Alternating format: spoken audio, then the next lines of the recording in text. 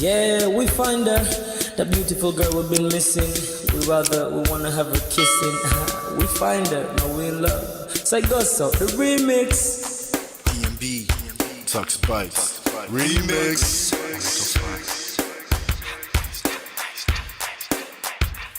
Now if I had to lose you like a bad phone connection, I'd change my game to get a better reception. Sit back, let's start this interaction. Don't fight the feelings, just a chain reaction. Your heart won't give it the wrong instructions. Like my GPS, yes I got the right direction. We gotta merge together like a road intersection. Last stop is gonna be my love and affection.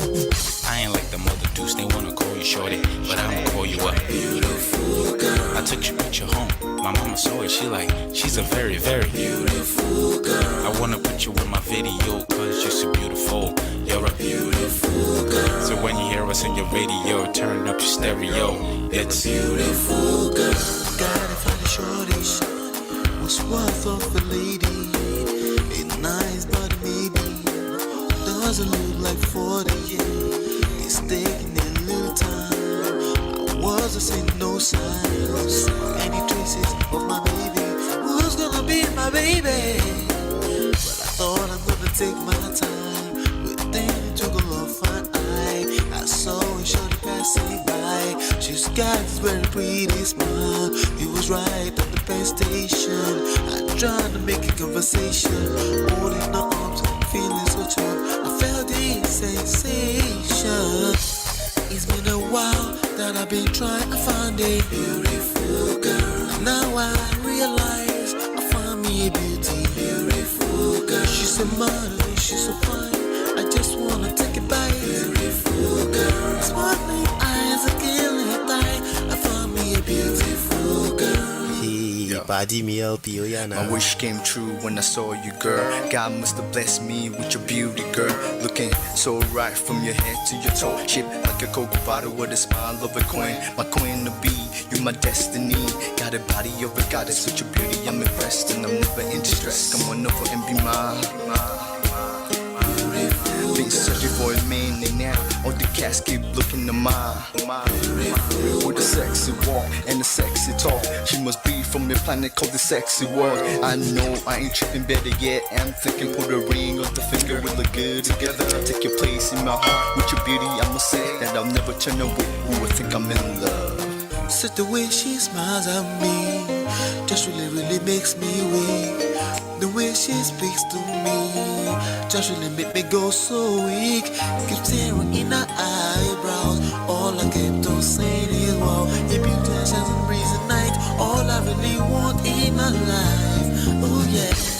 It's been a while that I've been trying to find a beautiful girl. Fine brown eyes. I found me a beautiful girl. She's my model, she's so fine.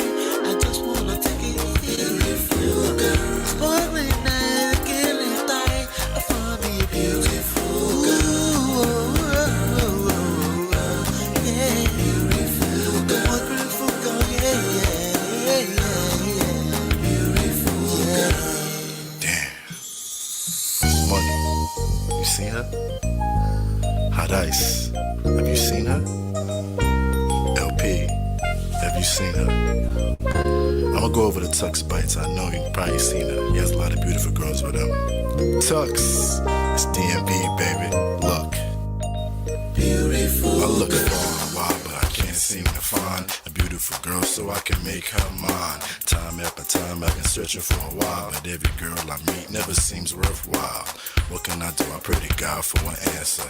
I feel pains in my heart like cancer, and when I find her, I'm gonna romance her. Lace several presents and gifts. Call me Santa. Claus, I make a heartbeat pause. That's my girl, homeboy, not yours. The girl of my dreams, she's more than I ever thought. Show me ass and culture. I think I'm getting punked. She's what I really want, so I'ma go get her. Since I'm a go getter, you know I'm gon' get her. And I will give her the world. Anything for my beautiful girl. Psych. Ooh. It's been a while that I've been trying to find a beautiful girl. Fine brown eyes. I found me a beautiful girl. She's my model, she's so fine. I just wanna take it. Beautiful girl. Sparkling eyes, killing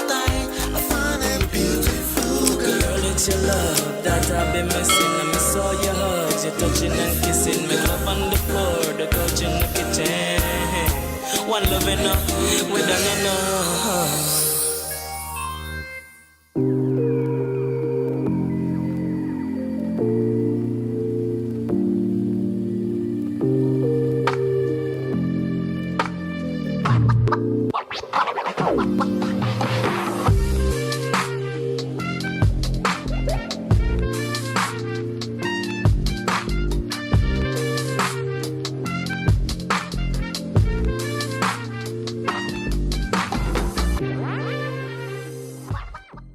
Man of prestige. Ha! Now this guy win. Now you win. Now you win today. Now you win. Now you win. I agree. Man of prestige. Now man you be. I'm sure some people will be jealous now the way I talk about Ola. But I have learned a lot from him. That's why I keep telling you to follow him. If you don't follow Man of Prestige, now you know.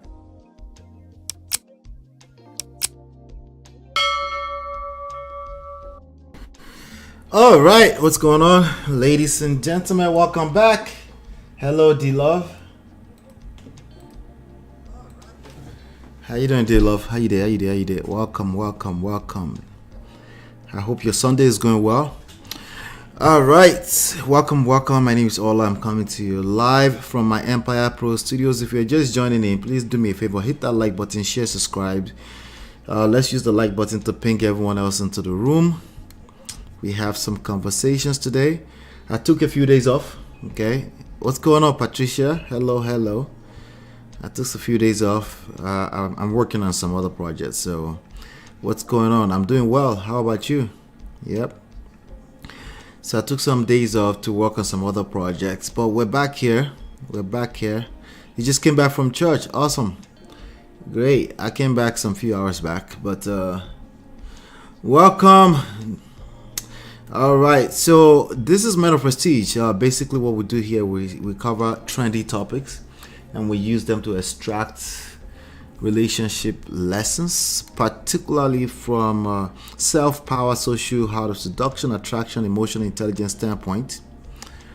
All right, so what we do here is a little bit different from everybody else. We just kind of focus on what we can learn from it, not judging them. Sometimes we do we do clown them, but we don't mean to. Okay, that's just part of our conversations, and it's usually people we don't have personal relationships with. Okay, but welcome.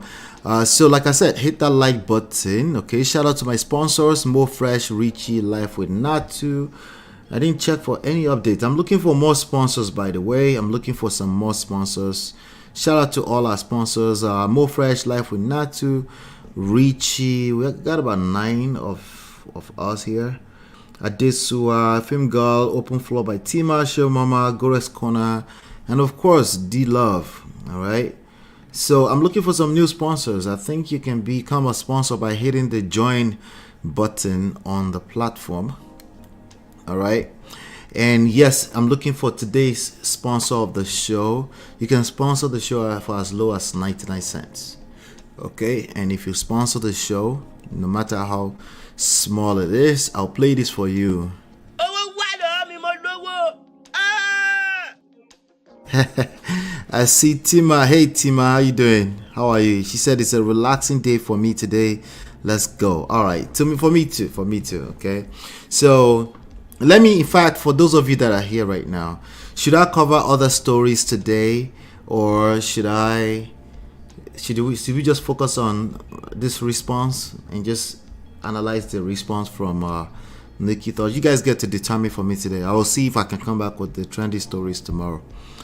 But it's up to you. Do you want me to just cover some trendy stuff, or you want me to just go straight to Nikki Thot and Jamie Perkins back and forth basketballs? Let me know in the chat. So I'm looking for today's sponsor. In October, our goal in any given month is $1,000 at this point in the game. Last show we were up to $238, and now we're $245. Awesome. Okay, thank you so much for everyone that's supporting the platform. Some of that I think is ad revenue, so but I appreciate all of you now. All right. What else do we have going on here? Yes, the books. You can sign up for the books and the masterclass, the workshop at loveandprestige.com. You can get this book right now. We do have a brand new book coming out called The Number One Red Flag. It'll be out December 30. So right now, I think you can pre-order the Kindle on Amazon actually already. But we're working on the audiobook. Everything will be ready by December 30. We're very excited about it. All right. Tima says, "It's my call. We're here." Okay, all right. Let's do that. Let's cover some other stuff, and then let's warm up for about 30 minutes. Cover some other stuff, right? And then we'll take it from there, you know. And then we'll react to but we have to make sure we're on time today, okay? So yeah, let's see. So hit that like button, share, subscribe, turn up your notifications so that you know when we're here. All right. But let me see here. I'm looking at before I get into the first story of the show. There's something here. I thought I used to do it, but I said I'll come back and do some more. Okay. So you know what? Maybe we'll spend some time on the community page then. How about that? We spent some. Shout out to everybody that showed some love to our picture yesterday. My wife actually took me out yesterday. She took me out yesterday. That's the picture that you guys saw. Okay. So she took me out on a date yesterday. It's completely random. I don't know if you guys noticed that this show was scheduled and then it was suddenly postponed. You know. So I was like, she was like, "Oh, you know what? You've been exhausted. Let me take you." I was like, "What? Interesting." You know, I told you, women need game. Women, you need game too. Ladies, you need to have your own game. I just became soft really quickly. I'm telling you, you need your own game. If you want to you want to have everything in life, you need to have your own game. You can't afford to be talking about. You can't afford to see. I teach men here to have game, right? And I teach them some things and you guys get to eavesdrop on it. But those things are not meant for you. They're designed, I guess you can eavesdrop a little bit, but you need to like, okay, you know, what about me? What about me having some game too? Like have some skills, learn how to seduce, right? Like the greatest that mankind have seen. They know how to seduce. That's one thing they know how to do. They don't say, you know what, I deserve better. You need to treat me better now. They're like, no, I'll let you decide. But I'm going to control you like a puppet. Now, am I saying my wife controls me like a puppet? Of course not. Somebody just took me out of context. So quick. Let me see. Where's this thing? Okay, there you go. Found it. All right. So, yeah, that's the picture that you guys saw from yesterday. So shout out to everybody who showed some love under that comment. It's always appreciated. I appreciate you guys. All right. What? That's what I'm talking about. Yeah, no, exactly. So with that being said, there's been some stories that I've been posting. Wow, 94 likes. Interesting. Thank you. I appreciate that. Persist was the message. Persist. Don't give up. Don't be so quick to give up. Okay. Anything that's worthwhile in life, it's usually easier said than done. All right. So with that being said, what I want to do is I want to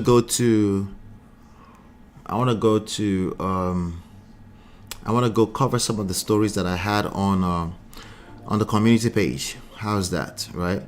No. Actually, before I do that, I was gonna say, let's do that. I used to react to some of our comments, but I will do that sometimes again, but not today. For now, let's just go ahead and react to some of the stuff on the community page. I'll be right back. Beautiful girl, sparkling eyes, killing time. I find a beautiful girl. It's your love that I've been missing. I miss all your hugs, your touching and kissing. Make love on the floor, the couch in the kitchen.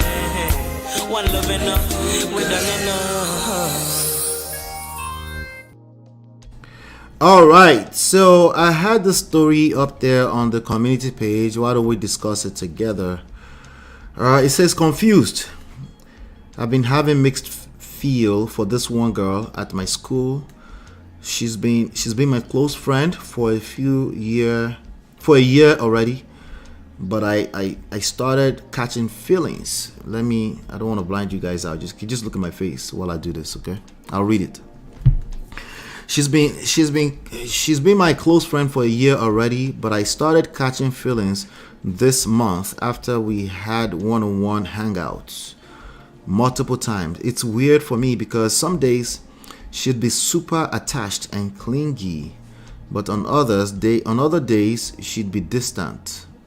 We both flirt with each other a lot, such as tapping each other's heads, tickling one another, or bumping into each other's heads. Bumping into each other while walking.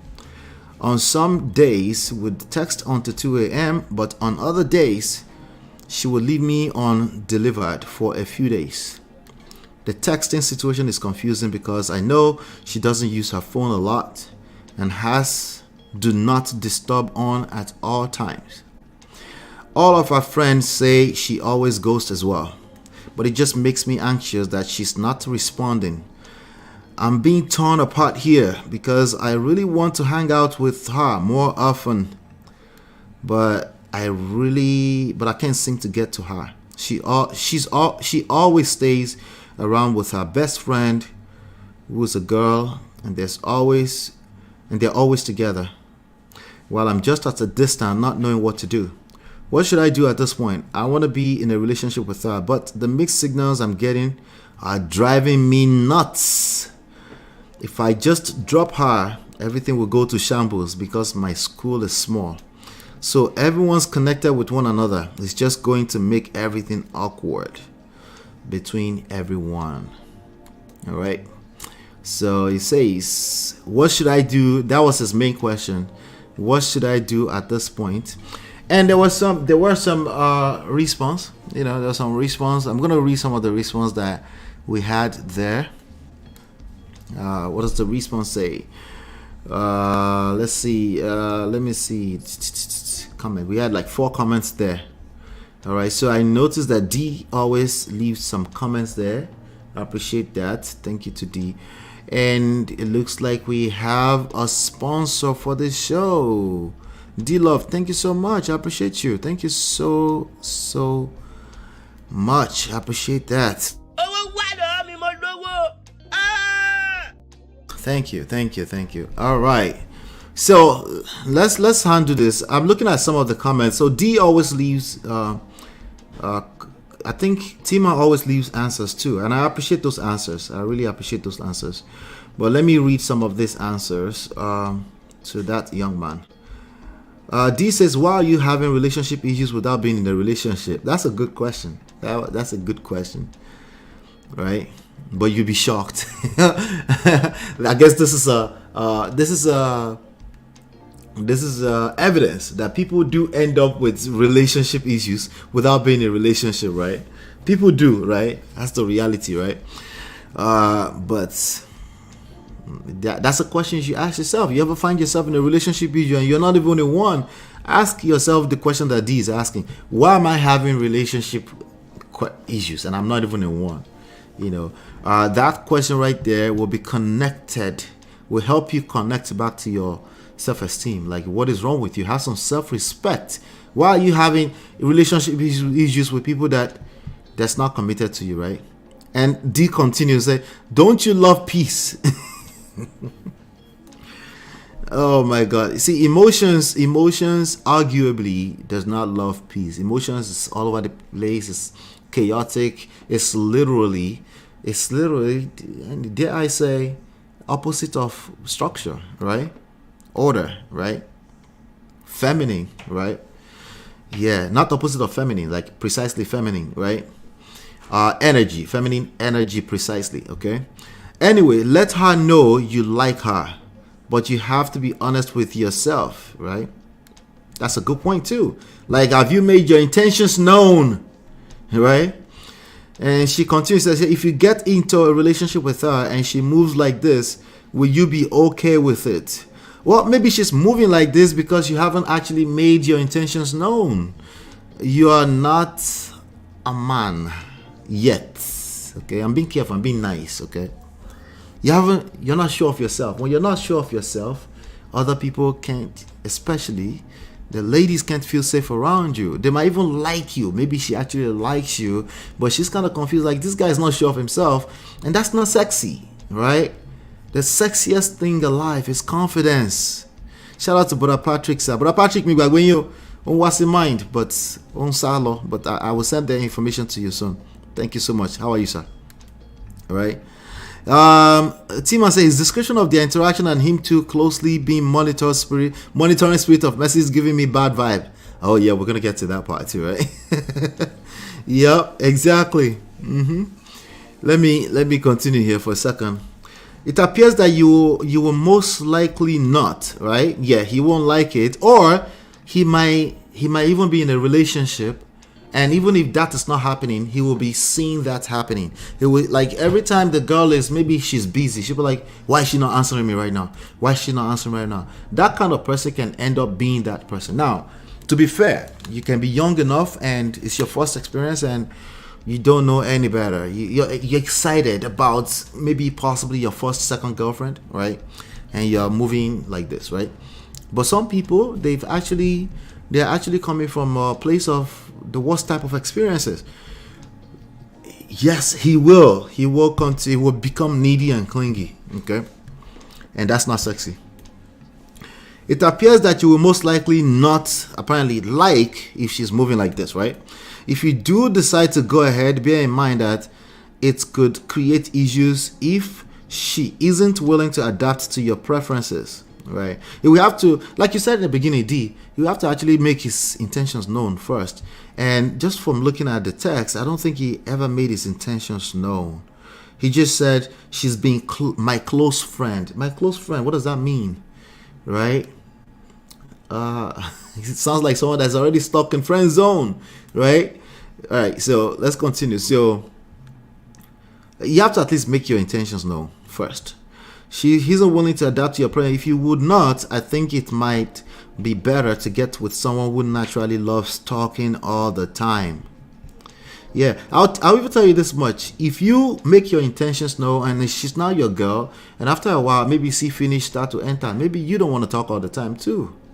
But this guy is not that guy, right? This guy is not that guy because he's even having trouble to say, hey, I want you to be my girlfriend. Okay, we've been hanging out. I'm not even toasting you. Forget toasting. Okay, I want you to be my girl. Okay, I'm feeling you. I want you to be my girl. Right? And what's the worst that can happen? Oh, I don't want to lose my friend because she's actually a good friend. If she says no, I can end up losing the friend, and then I still won't have a girlfriend. Right? These are probably the kind of thoughts that's going through his mind. To me, it just looks like somebody that's very, very young with no experience yet. That's what it sounds like. Because again, I'm reading here, it says, I've been mixed feeling with this one girl at my school. They're in school. Oh, that's so cute. Anyway. Shout out to some name called, let me see here. Let me see if I can see the actual name of this person. Ogbewi. Shout out to Ogbewi. Okay. But we says red flags, let it go. Red flags, bitibawo. Let him toast first now. Let it go. What you can take in friendship, you can't take in relationship either. We can't really compare the two together. He has to have some kind of chest. He has to have some guts to actually ask this girl out first before we start worrying about all the psychological terms and stuff like that. Speaking of psychological terms, there's another video I'm supposed to react to that we didn't get to yet. You will end up ruining everything. Just let it go. He probably feels ruined already, like, I want this chick. Find someone who genuinely communicates with you and not leave delivered for days. Yeah, all of this are not relevant until he actually learn how to make his intentions known with his full chest first. Like, especially as a young man, you have to learn how to practice and just say it. Just get it out there. Like, get it out there. I'm feeling you. I like you. You like me how? I want you to be my girlfriend. Well, I'm not ready for that. Okay, let me know when you're ready. How's that? Right? Just let it be known. Don't like, don't like beat around the bush and then you're talking on the phone and then there's so much going on there. Okay, Tima left a message here. Okay, good. Tima said, gosh, you sounded so innocent. Exactly. That's why I wouldn't bring in things like red flags, boundaries, gaslighting. I wouldn't, please let the poor breathe. Please save our young ones from all the psychological terms, please. It's too early. Let be poor breathe. It's too early. Let them let them have a little puppy love first. Let them get their heart broken first a little bit. Just small. A little. There's nothing wrong with a little, getting stuck in a little friend zone. There's nothing wrong with that. Okay. Let's take it easy. So yeah, Tima says you sound so innocent, like someone who has never suffered a heartbroken before, right? It seems to me like you're in a relationship with yourself. That's a fact, right? That's a fact. But he did say friendship. To be fair. Or interpretation of what you think is going on between you. Yeah, like you hold hands, you're in GSS 4, GSS 2, GSS 1, right? You're holding hands, you're talking, you're feeling your first butterflies in your stomach, and in your heart of hearts you feel like you're already together. But then she's seemingly playing games, but the girl is like, no, I'm washing plates in the kitchen. My mom told me to go and wash plates and I don't have time I'm not thinking that, right? All of that is too like in his own one little head, there's a lot going on already. He's played out about 200,000 Nollywood movies of how their relationship played out. Okay. Oh yeah, by the way, there are grown men who do this. Just so you know, there are 50-year-old men who still do this. Okay, just so you know. Okay.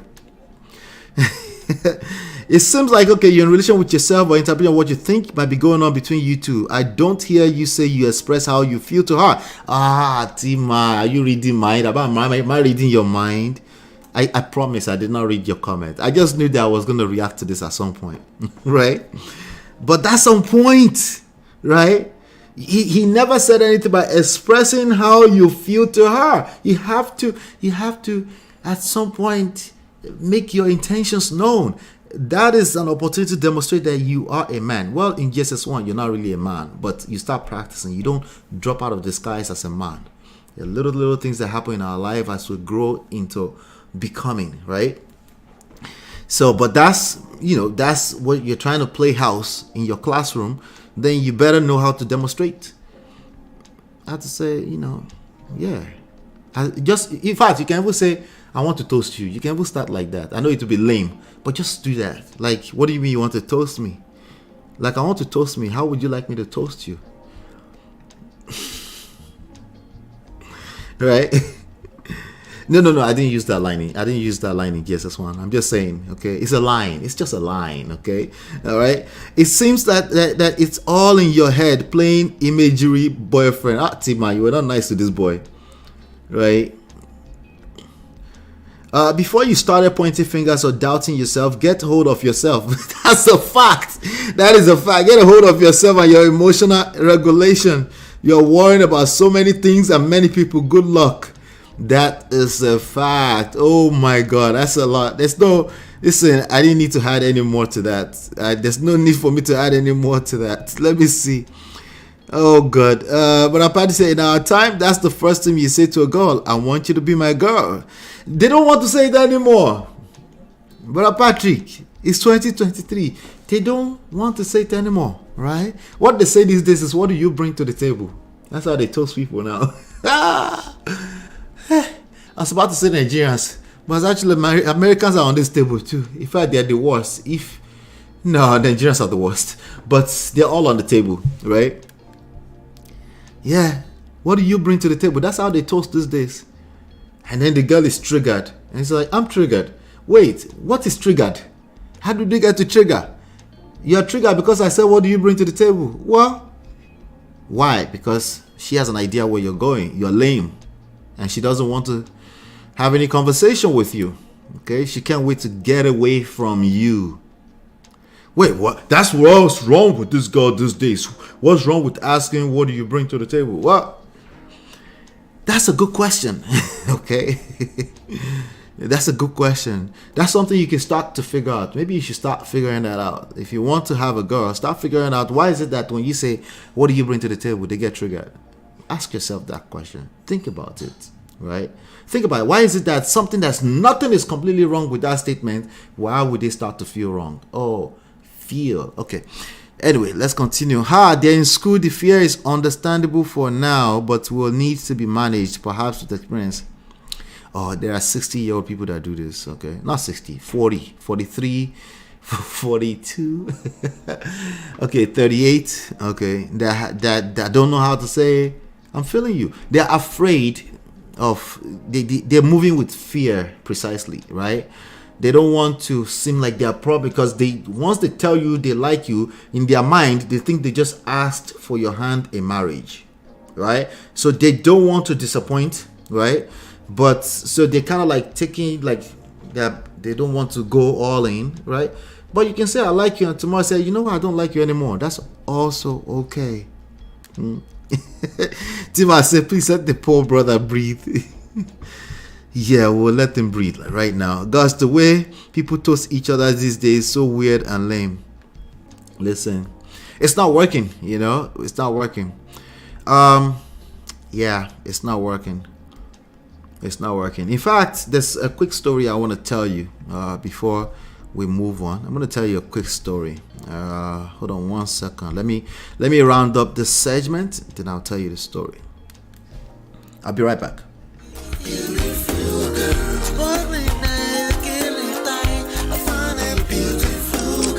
It's your love that I've been missing. I miss all your hugs, your touching and kissing. Make love on the floor, the couch in the kitchen. One love enough, we done enough. All right, so I told you. So yesterday, my wife decided to take me out, and I was like, "Oh, take me out? All right, go." I was like a little, right? But yeah, she took me out. So as we were done, it was a very nice restaurant, and then that we went to, the dinner was nice too. Everything was nice, nice cocktail, dinner, even nice dessert. The dessert was, like, what do you guys call it? I forgot. She likes it very much, but it's like, what do you call it? Oh, I forgot the name. Me, I'm not Oyinbo, so if it's not about Mala, I don't remember the name. Okay, but anyway, I was, whatever it was, you guys probably know the name, but whatever it is, I was just taking the spoon and eating the cream around it. I was eating the sugar around it. I didn't want to eat the cake because I don't trust cakes because I'm allergic to some stuff in cake. So I've been to events where before, the next thing I know, I had to run back to the hotel room because, the body started to crawl because I was allergic to something. So I'm always very wary of like cakes and stuff like that. So, but I was eating the cream around the thing, So we had a good time. And then as we were stepping outside, some of the, like they have like some young men bouncers, by the door. They dress in all black and stuff. Nice evening. The weather was nice yesterday evening too, right? And as we're stepping out, the guy was like, Halloween, everything. Everybody's talking about Halloween for this weekend and then maybe next weekend, right? This week, we're in Halloween zone. So my wife was asking the guy, I was like, yo, you guys have like a Halloween party going on or something like that? This was around 8:30-ish, 9, So we're going home because we used to go out a lot, like even earlier on, like first, my 15-year-old was literally 3 weeks old when we dropped him with the grannies, and we literally just went over to another state entirely to go and party. That's how we were when we were first married. For the first good 7 years, or let me say first 5 years, we were partying a lot of our marriage. So, but now it's like, been there, done that. Nobody is staying out beyond 8:47 p.m. Okay, we're not staying out beyond that. So this was like around 8:30. So we're heading back home, and again, she asked the guy, she was like, you guys do like a Halloween party or something like that here? I was like, yes. Like, you know what? If you want to go home, the guy was like, if you want to go home and dress up and, put some costume on, whoever wins tonight, we're actually going to have like a little contest. Whoever wins the best costume, the bottle is going to be on us. And I smiled. I said, what time do you close? He said 2 a.m.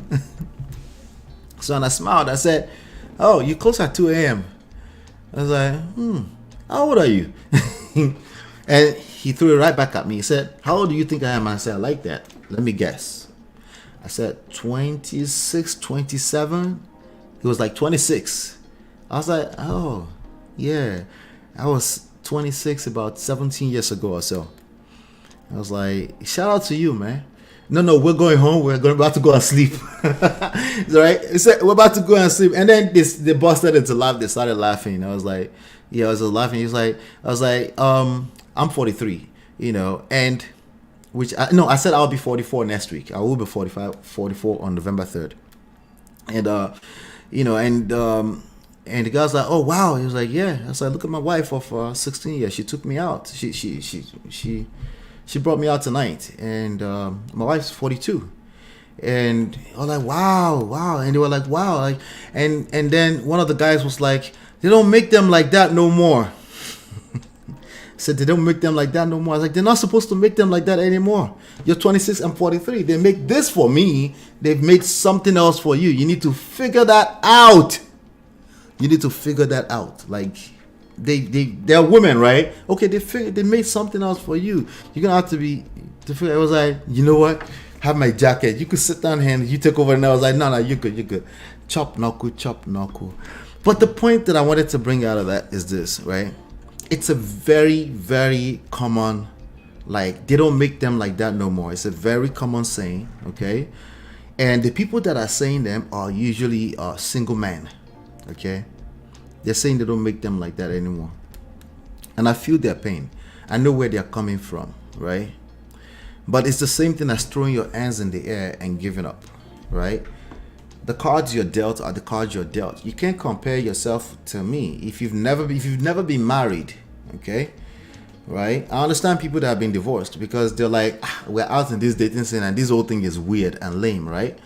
But you've never been married. You've been in this dating scene for going on 2 decades, right? Okay, not 2 decades. He's 26. Let's just say 7 years, right? You've been in this dating scene.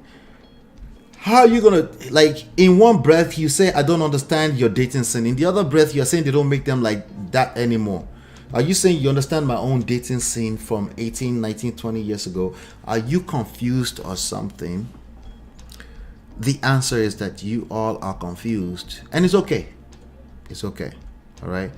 But when you're confused, it's time to learn something new, right? One of the things you learn about life is this: the cards you're dealt are the cards you're dealt. You can't really judge or blame or point finger at anything for that, okay? Not even yourself, because you shoot yourself on the legs. You just need to see it for what it is and learn the game. This is why people say there's no such thing as game. They're just terrible. Why are they terrible? Because you keep comparing the cards you've been dealt to other people's cards. The card I was dealt is different, right? You keep thinking that the grass is greener on the other side. That right there is a problem in every generation. No matter what generation you go into, somebody in that generation had the same issue. They think the grass is greener on the other side. It is not. It is not. The only way you say it's more difficult, these ones are devolving, this generation right here, these modern women, these modern men, you're saying that because a couple of things. Well, this social media is not helping. Well, the only thing you have is a world with social media. Why are you talking about a world without social media? Right? Because if you have social media and it's making women, shout out to Dayo. This will be the next best thing I should talk about right now. Shout out to Dayo, Adenine, something like that, right? D1, the great D1 from Ray Power, right? AIT, you know, them family, Keke, Ogungbe, right? It was like, well, this woman these days, the only thing they are showing is this. They are showing this, they are showing that. Those are the cards you are dealt. But there's more to that story. And I want to talk a little bit more about that story really quickly as well. All right. So let me see here. I want to talk about D1 next. Let's talk about that real quickly. Gosh, the way people toast each other. Okay, we already got, but you're right. I'm ready to hit the bed by 8:30 to 9 p.m. Exactly, right? Listen, okay, I don't care if I hit the bed. I just want to be in my house at least. Okay, I may not hit the bed until even 1 a.m., but I want to be in my house. Okay, I love my house. Okay. But yes, I'll be right back. Hit that like button, share, subscribe. I'll be right back.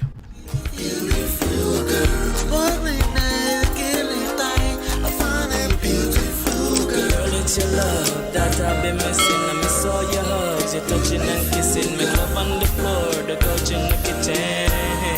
One loving up, we done enough.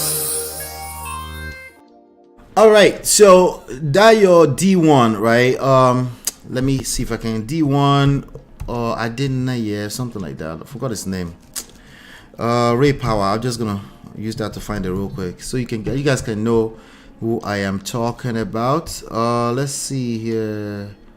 Dayo. Okay, it looks much older these days, but let me just use this picture. All right, so Dayo D1 is a legendary broadcaster, from Nigeria.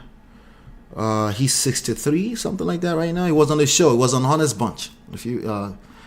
And then he was talking about how the ladies of nowadays, that the only thing they do on Instagram is that they show their bum bum. They will just do like this, something like that. Like that's what they do on Instagram.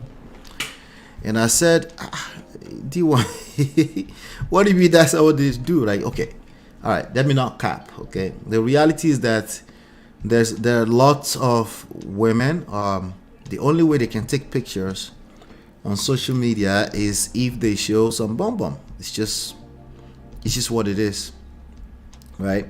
So it seemed like he was lamenting a little bit about that. I'm trying to see if I can find that video for you guys so we can make sense out of it, because I don't want to assume that you've seen it. Let's see here. Okay, Nedu will probably have it. Nedu Wazobia will have it on his page. Nedu Official. There you go. All right, so let's see here. Wow, they're dropping. Okay, I found it. Let me see here. Okay, I found it. Let me play this for you. Oh wait, you guys can see it already? No, not yet. Let me play for you. Share this. Okay, there you go. All right, so let's play it and then we'll talk about it. He's 63 and still good looking. Yes, he looks good for 63. Yeah. Yep, absolutely. There's so many 63 people there that their back is bent right now. Let me play this. Comes out of their mouths these days. Yeah. Do you listen to what our young women, what comes out of their mouths these days? Everything is about materialistic things. You must take care of me. Do you see what they ask somebody, what do you bring to the table? Say, look at me now. What do you bring to the table? Our women don't say, I have brains, I can do this, I can do accounting, I can help you take your business to the next level. They think this is the table. I have breasts, I have nyash. Go through your Instagram. No. I would say like I'm an elder. Yes. Go through your Instagram page. Before you see 10 pictures, you will see somebody doing like this. That's what they put forward, their bodies. They think this is the best part of them. Once I show yansh like this, I go get followers. Some guys go enter my DM. Because after the man don't knock you, what next? If there's nothing up here that you can you help me with my company? Can you do accounting? Can you do some? Can you help me market? Can you get me new clients? Am I going to knock you for 24 hours? We don't knock 5 minutes. I don't get a hand. So what's next? After that, you go begin go now. Because our business, if I don't make money, would I be able to call you the next time and say maybe we knock again? Do you listen to what our young women? All right. He made some really, really good points. About 80% of what he said, as usual, are really, really good points. All right, but it's about 3% of what he said that becomes the reason why I'm bringing this up right now, right? What did Tima say? Tima said, why do I have to take your business to the next level? It's your husband now. Well, he didn't say husband. He didn't say marriage, right? It's just talking about dating. But on this video, on this particular segment, I don't want to come off as I'm capping at all. I just want to show you some things, right? Like I said, about 87.33% of what he said makes sense, right? But there are a couple of things that we should address in that, okay? Particularly not for him. I think he got this. He figured this out. But he has no idea who he's talking to. The kind of he has no idea the people is.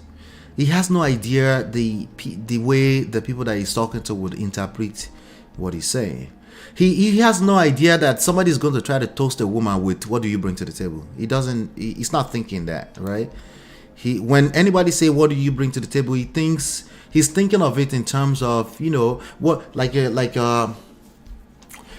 somebody comes to your house and say, right, there's flower in your garden and I would like to pluck, right? There's a girl in your household, I really like her and I wanted to ask her hand in marriage. And then you go, you know how you would say, what are your intentions with my daughter? That's the way he's thinking about what do you bring to the table. And that's the way it seems like it was probably original. Like that's probably the original context of that question. But today you have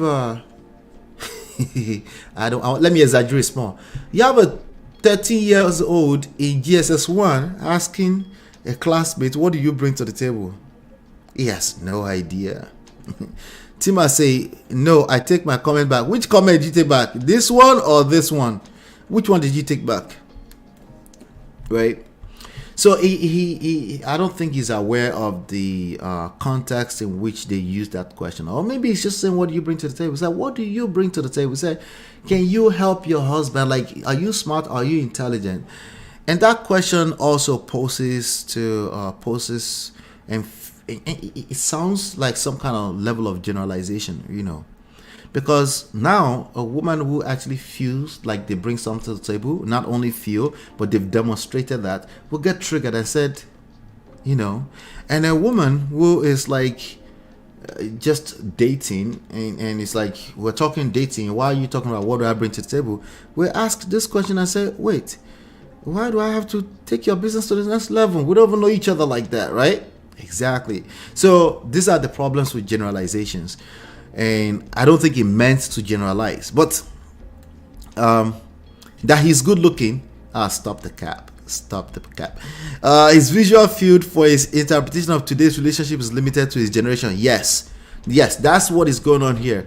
But let me enlighten to anybody that might care for it. Let's play it again. What comes out of their mouths these days?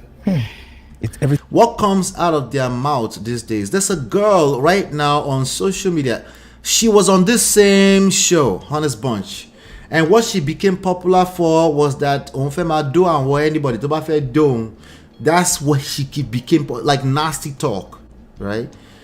I can't use that girl to determine the rest of the larger population. I just can't. If I watch that girl, right, the algorithms will show me more of that girl, right? See, back in the days, let's educate Baba Shonaya, Dayo. I don't know, Bros D1, right? Let's enlighten. I'm sure we understand what we're talking about if we really break it down. See, back in the days when he was in media, right? The media was the airwaves, right? People tune in. You have to do all kind of gymnastics to be able to count how many people actually listen to that radio in any given year, right? But today in social media, no. There's machine learning, there's algorithms, right, behind the scenes, looking at what you watch, and then it goes around the internet, right? So if you don't get notification here, it's because you're not watching this channel enough. You're watching more stuff that are more like what you want to see. It is what it is. That's just the reality, right? We can't get angry about that. That's what the algorithm does. The algorithms are smarter, potentially smarter than you, right? So if you watch that girl, right, the algorithms, yeah, we're gonna find more like her for you and show it to you, so that you don't think I'm capping. Let me show you, okay? I'm actually just gonna go ahead. I don't use my Instagram like that. I just watch what's on my feed, but the algorithm is still measuring. Anytime I'm scrolling through the algorithm and I slow down and I go back, right? When you go back like that, he sees it. It's noted that you went back. Like, that caught your attention. He probably wants to see more stuff like that. Let's show him more stuff like that, right? So Baba is not realizing that he's telling on himself when he's saying that these are the kind of stuff you see on your feed, right? Did he hear it by second hand? Abi, this is just his own experience. Your experience on Instagram is essentially what you consume. That's the way it works, right? But Baba is like, that's what all the girls are doing. No, all the girls in your algorithm, in your own particular algorithm, your own profile, all the girls in that algorithm, that's how they talk, that's what they do, right? That's basically what you're consuming, right? When you understand that, you will give yourself some grace and say, I'm not as perfect as I think. I've been watching some type of stuff on Instagram. So I'm going to show you something really quickly. Let me share this tab. This is my Instagram page, my personal, right? If I go to explore, the explore page, this explore page will get populated based off of what the algorithms think are consumed. I'm just going there. I don't really go there. I don't go to the explore page like that, okay? But if you want to see the kind of stuff that the algorithm thinks you can consume, just come here and you can see them. All right. So this is Terrence Howard. I don't really look at Terrence Howard, but for whatever reason, maybe the page, the follow, anything like that, I'm not sure. For whatever reason, the algorithm thinks I want to see that. Let me see what this is. I don't know, but if you grab bot like that, I might back up a little bit and, on the feed. Okay, I might be scrolling through my feed and I might just back up small, right? And the way I just look at it right now, it will now go and attempt to find more. These algorithms, these machines can now recognize images, 2D images, 3D images, right? And of course, I have looked at Tiwa Savage stuff before. I don't follow Adesokwe, but I know who Adesokwe is, so I'm actually following now. But the algorithm was accurate. See, there's thousands, hundreds of thousands of millions of different signals, right? But somebody does a good job at showing me what, like, maybe based on category, based off of interest category, based off of particular peoples that you follow, based off of other people that follow the same type of people you follow, right? These are the different variables that he uses, right? All right, so now there's somebody here that's bending down like Brother D1 is saying, right? But if you keep seeing this and this over and over and over on my page, there's a good chance that I've been looking at stuff like that. Not a good chance. I've been looking at stuff like that. Okay? That's what that means. Stop the cap. What is this showing again? Tiwa Savage. Anniversary, August, a few weeks ago, we went to Tiwa Savage concert. Maybe that's why. Maybe I posted something, I tagged Tiwa Savage. Who knows? In fact, I think this was the show. This was the pants she was wearing in New York City at the Apollos. Okay. Now, if I watch too many twerking, okay, let me stop that before the algorithm thinks that we're watching twerkers here, right? There's Jim Ike here. Of course, Jada, right? Jada Pinkett Smith, right? What's going on, brother Ben? How are you? Right? So this is how it works. Whatever you see, they're showing me booty now. No, by the way, there's something called lazy loading. Beyond this page right now, in your mind, it looks like everything is already loaded. No, it's loading as you are going. It doesn't make sense that it would load that long ass page before you get to it. Okay? It's called lazy loading. We actually set up our website to lazy load so that it can manage its resources. You don't want it to use all the resources and computers to load this whole page, and the person is not going to get to scroll all the way down there. it loads as you go. So maybe a few inches before you get there, it loads another picture, right? So to you, it seems like it's loading. So maybe because I was just looking at that small booty earlier, now it's loaded this for me. Okay. These are the things that, of course, D1 may not understand because it's coming from he was 21 when he got into broadcast. It was hot when he was in his 30s. He's 63 now. So he doesn't have any idea how these things work, right? But the reality is that when you say that, someone like me, when you say things like this, let me show you. When you say something like this, Everything is about materialistic things. He must take care of me. Do you see what I'm... Everything is about materialistic things. Because of what I know, I asked you, I said, what kind of content have you been consuming? What kind of people do you have in your circle? Yeah, because there's no way you're talking about all 1 billion women. Okay? It's just no way, right? Do they exist, what he's talking about? Yes. Right? But it's wrong to say they're just everywhere. No, they're not. They're in your circle, they're in your feed, they're in your algorithms, they're in the kind of content you be consuming. And I'm not saying you, D1. I'm talking about the one who uses your profile. The person who uses your Instagram profile. That's what they've been watching. They've been seeing stuff like that. Yeah. They ask somebody, what do you bring to the table? Say, look at me now. What do you bring to the table? The kind of girl that I have in my circle will even shut down. They won't want to have a conversation with you because they're enlightened enough. They know where you're coming from with that. They just, if they like you enough, they might engage you a little bit and say, what do you mean? Right? But someone says, well, look at me now. Right? Unless they are bantering, right? Or they might say, I'm the table, right? They're not playing around with you because they realize you're that lame. And you can't figure out what you bring to the table unless you ask. Right? Do you bring to the table? That's why she's laughing. Right? She's like, Baba is old school. What do you bring to the table? You're watching podcasts. Of course, they make this kind of topics the hot topics on the podcast too, right?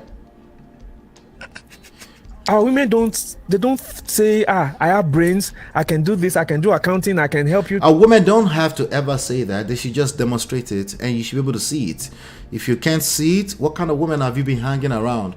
Anytime you point fingers, I keep telling you that there's 4 always pointing at you. That's just the reality of life. Even when there was no algorithms, it was true, right? But it's more true now. We can look at data and we can say, hey, I see Yomi Gold here. Yomi Gold said, if you want a man to value you, be an asset to his life. No be a get shape, they do hamo. He's correct. It's just not the reality of what's actually happening though. It's correct. The statement is correct on surface. Ellen Paul says, Senior, don't talk and finish. 24-hour knock. Let's keep going. Take your business to the next level. They think this is the table. I have breast, I have nyash. Another thing, I think we went on to be show the other day, we're talking about it, right? Another thing is that nothing really exists unless there's a market for it. So you should always ask yourself, why am I seeing this all the time? What is this that I'm seeing in my feed all the time? That's the better question. Question to ask yourself, right? Why am I seeing this in my feed, right? You don't have to blame yourself. I'm not asking you to blame yourself. Maybe you stumbled, you were curious. You kept watching the same type of video over and over. Before you know it, that's basically all you could see in your feed. That's the way it works on most platforms. Okay, shout out to all 20 of you watching me. I just noticed. Hit the like button. Let's get the like up to. Please help me get the like up to 20. Thank you. Hit that like button. I know some of you are just coming from Auntie B's side. Thank you. I appreciate you. Hit that like button. I'm gonna show you my feed on YouTube. This is my feed on YouTube. The first thing that pops up is my own video, right? The next thing here is Black Man, Auntie B, right? DJ Vlad. I can't blame someone else for showing this video on my feed. You get what I'm saying? You can't do that. You can, but you'll be wrong. You can do whatever you want, of course, but you will be wrong. Okay? Your feed is what you're consuming. Okay? Yes, I was watching Grant Cardone yesterday when he was running his mouth that said, if you don't make $400,000 as a man, you are useless. He was saying that yesterday. Okay, and a bunch of people were dragging his ass as a scammer in his comments, right? I watch Hardly Initiated, Tyrese Gibson for obvious reasons. Okay, anything that has to do with that kind of content. There's my brother Durrell Long here. I do watch his platform every now and then, right? It's a mod here on this platform, right? All this stuff here is either there's some kind of intersection in audience. I don't necessarily watch them, but there's intersection in audience, or I watch something similar, or content category. That's the way it works. So Baba cannot come back and come and he's speaking to something he doesn't really understand.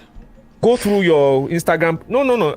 I would say, like, if I go through my Instagram page, it's not what is on yours that I will see, right?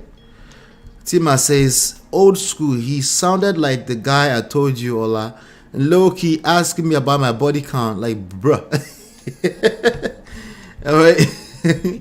Bruh. Right? I'm an elder. Yes. She said, yeah, Papa, you're an elder. You don't know what's going on out here. Like, you don't know. Like, don't do it. Like, leave this topic alone. Yes? Go through your Instagram page. Before you see 10 pictures, you will see somebody doing like this. That's what they put forward, their body. Now, if you go through, to come to your side a little bit, if you go to 10 people's Instagram page, will you see somebody doing like this? Yes. Okay, but it still goes back to what I'm saying. Maybe everybody were hypocrites in the first place.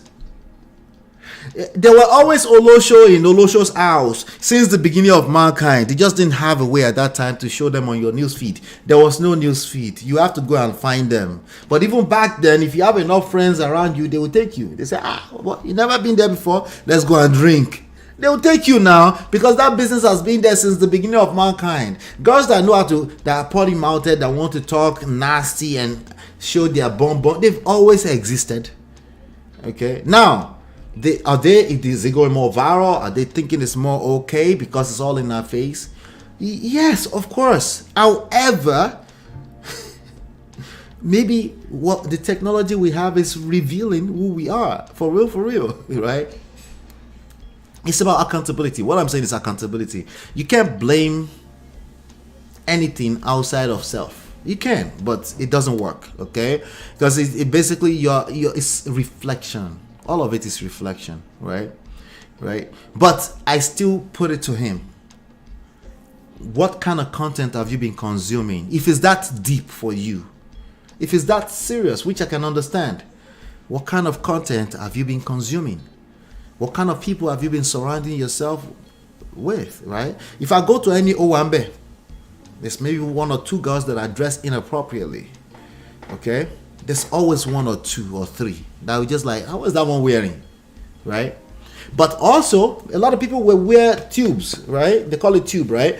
The one that open the shoulder, and maybe 20 years ago, they didn't wear such thing. You have to cover up 20 years ago. Well, welcome to the real world. It's always been evolving or devolving, whatever you want to call it, right? It is what it is, right? But when you see that it's common across, those are the cards, again, that you're dealt, right? You can choose to complain about it or learn how to navigate. Most people, of course, they will choose, when it's something they don't like, they choose to complain about it. And they will even tell you it's not complaining. They're just telling you, they will tell you it's the truth. They will tell you they're trying to tell you the truth. But let's leave Babadi one. No, hold on. Let me see. He might have said a couple of things. They think this is the best part of them. Once I show Yansh like this, I go get followers. Some guys go enter my DM. Because after the man... Any girl who thinks that way is obviously wrong, but that girl is thinking that way for a reason. Right? Anything aesthetics, money, can only last for so long. It helps. If you have Bobby and you have Kenny, it helps. If you got money, it helps. Right? Like we were talking about the Tinubu stuff, right? That you have money, it helps. But the money cannot replace the structure. Right? It can help. Anything that's elements of short terms, it can help. Right? But for you to be able to sustain long-term, 30 years political career, And the same 200 million people complain about you, put you in the office. There's something more than money.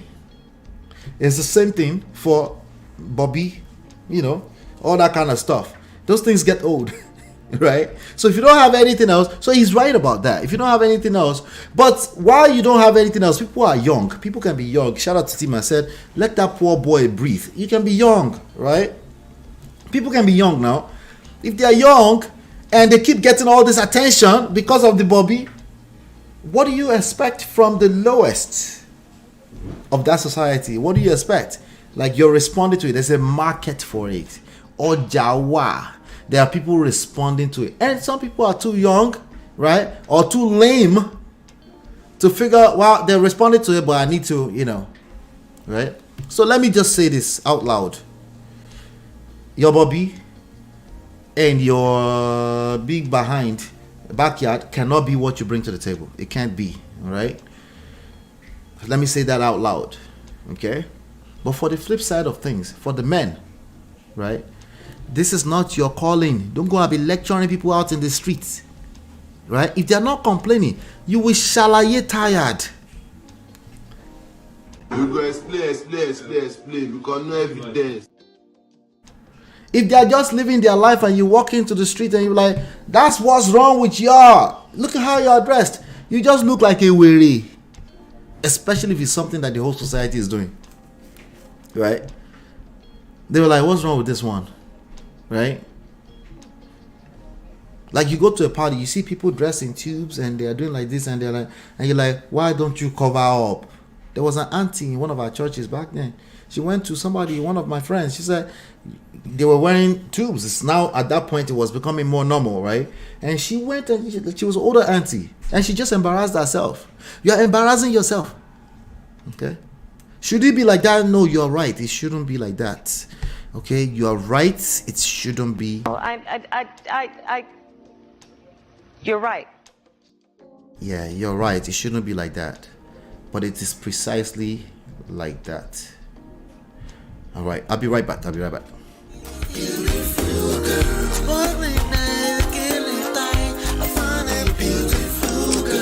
your love that I've been missing. I miss all your hugs, your touching and kissing. Make love on the floor, the couch in the kitchen. One love enough, we done enough.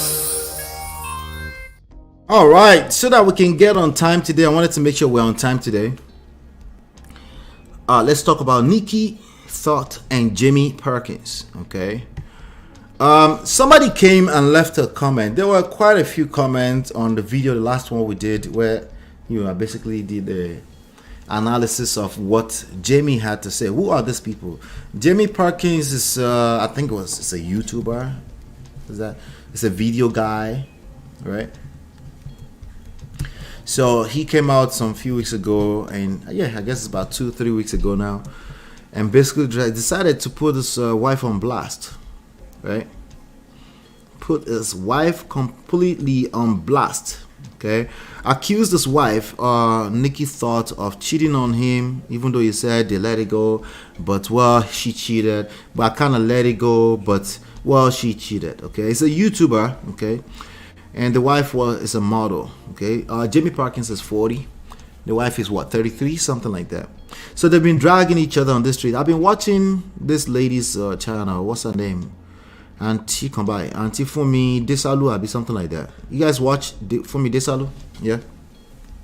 So I stumbled into her video, and she did an okay job. She did a decent job, not okay job. She did a decent job in analyzing things from both sides. She did Jamie, you did this, you did that, you shouldn't have done that. And then she finished for like 30 minutes, and then she went next 30 minutes on Nikki. He said, you did this, you shouldn't have done that. She did a very good job. But you know what, I saw the response that Nikki gave, and I was like, you know what, let's bring that up to speed here.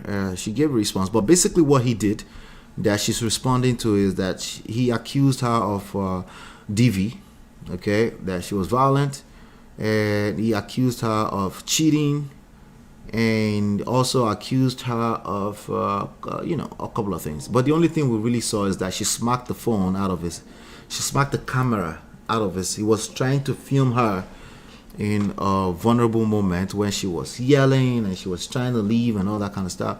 And the only thing he showed us is basically her smacking the camera off of his hands. See, that's what's happening. And then the mother, his mother was crying like, and then somebody's father came here and said I was clowning him because he said, well, she always make fun. She always pulling my leg, making fun of me because I'm 40. Yeah, that's weird. That is still weird for you to be actually 40 and you're complaining that somebody's making fun of you for being 40 and you're a man. No, I'm sorry. That is like, I'm not even clowning now. You're a weirdo, okay? Especially if you're taking sides with that. So shout out to that person that left that comment. The person said, let me see. And I'm gonna I'm gonna read a positive comment too. We shouldn't just read negative comments, okay? In fact, most negative comments, I don't read them. I'm making a point not to. I just say thank you for the opinion, if anything at all. The person says, so you're gonna gloss over the fact that she physically abused this man for years? For those of you that follow that story, is that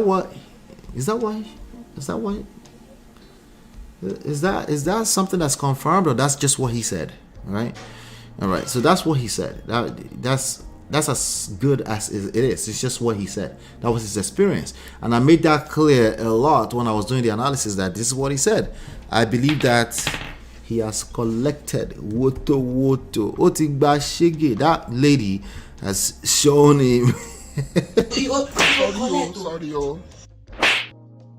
No. I believe that, hyperbolically speaking, in terms of emotional, in terms of verbal, they've dragged themselves. Okay, they've dragged themselves in the poto, you know.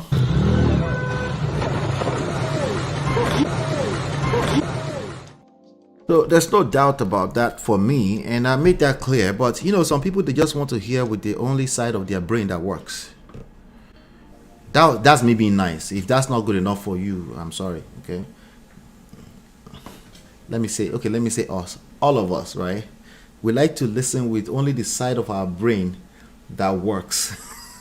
Okay, that's all of us, right? So are you happy? All of us have collected. Okay, I'm telling you, it's the same issue across the board. How you can relate is basically your experience. For the most part, it is what it is, you know. So Ebony say he's deleted the video now. Yes, he deleted the video clearly because he couldn't back it up, right? There's no proof of defeat, not to dismiss it, but no proof. Yeah, we can only say that's what he said, right? But you know, the majority of the internet, whatever was said becomes the truth for as long as it aligns with the only side of their brain that works.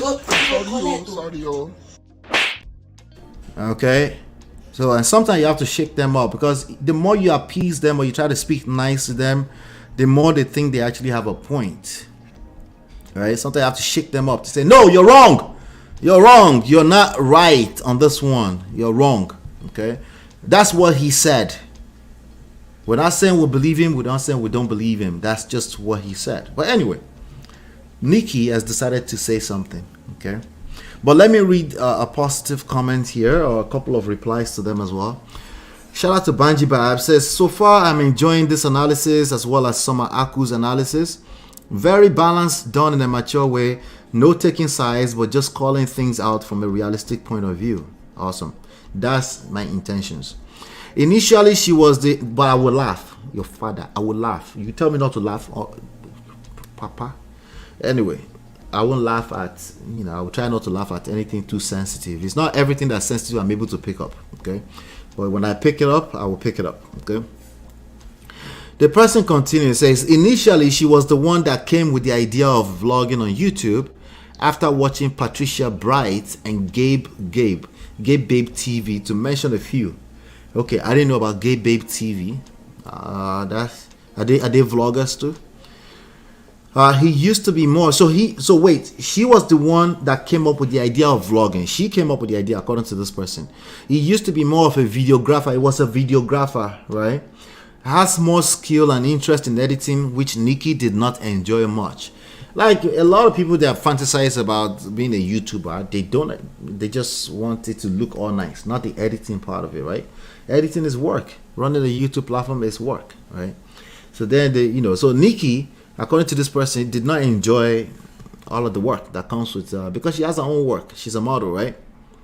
Nikki loved the idea, but I think after a while it got too much for them. Yes, I've seen that too. Some of you sometimes wonder why my wife only comes here once a month. You get that, CB? Anyway, how many of you know who Orlando Owa is? You don't know. All Gen Z people don't know who Orlando Owa is. Oh my shield.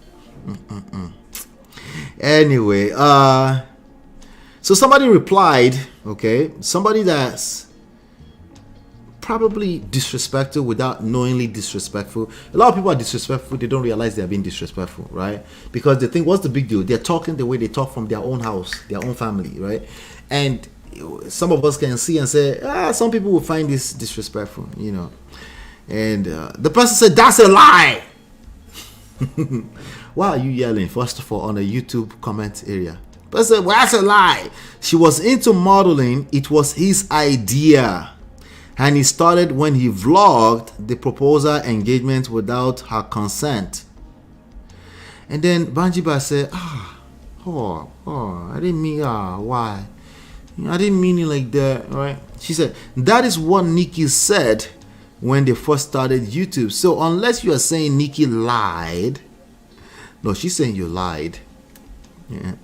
Have watched them when they did their first video in a car where they introduced themselves. Then after watched their engagement video, she has always been a model, but was still trying to break through in the modeling industry. But her modeling did not take off. Back in the days, wait, where's the rest of this thing?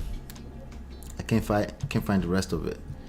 Apparently I took half a screenshot. Let me see if I can find it really quickly. Let's see. Let me see if I can find it real quickly. Let's see.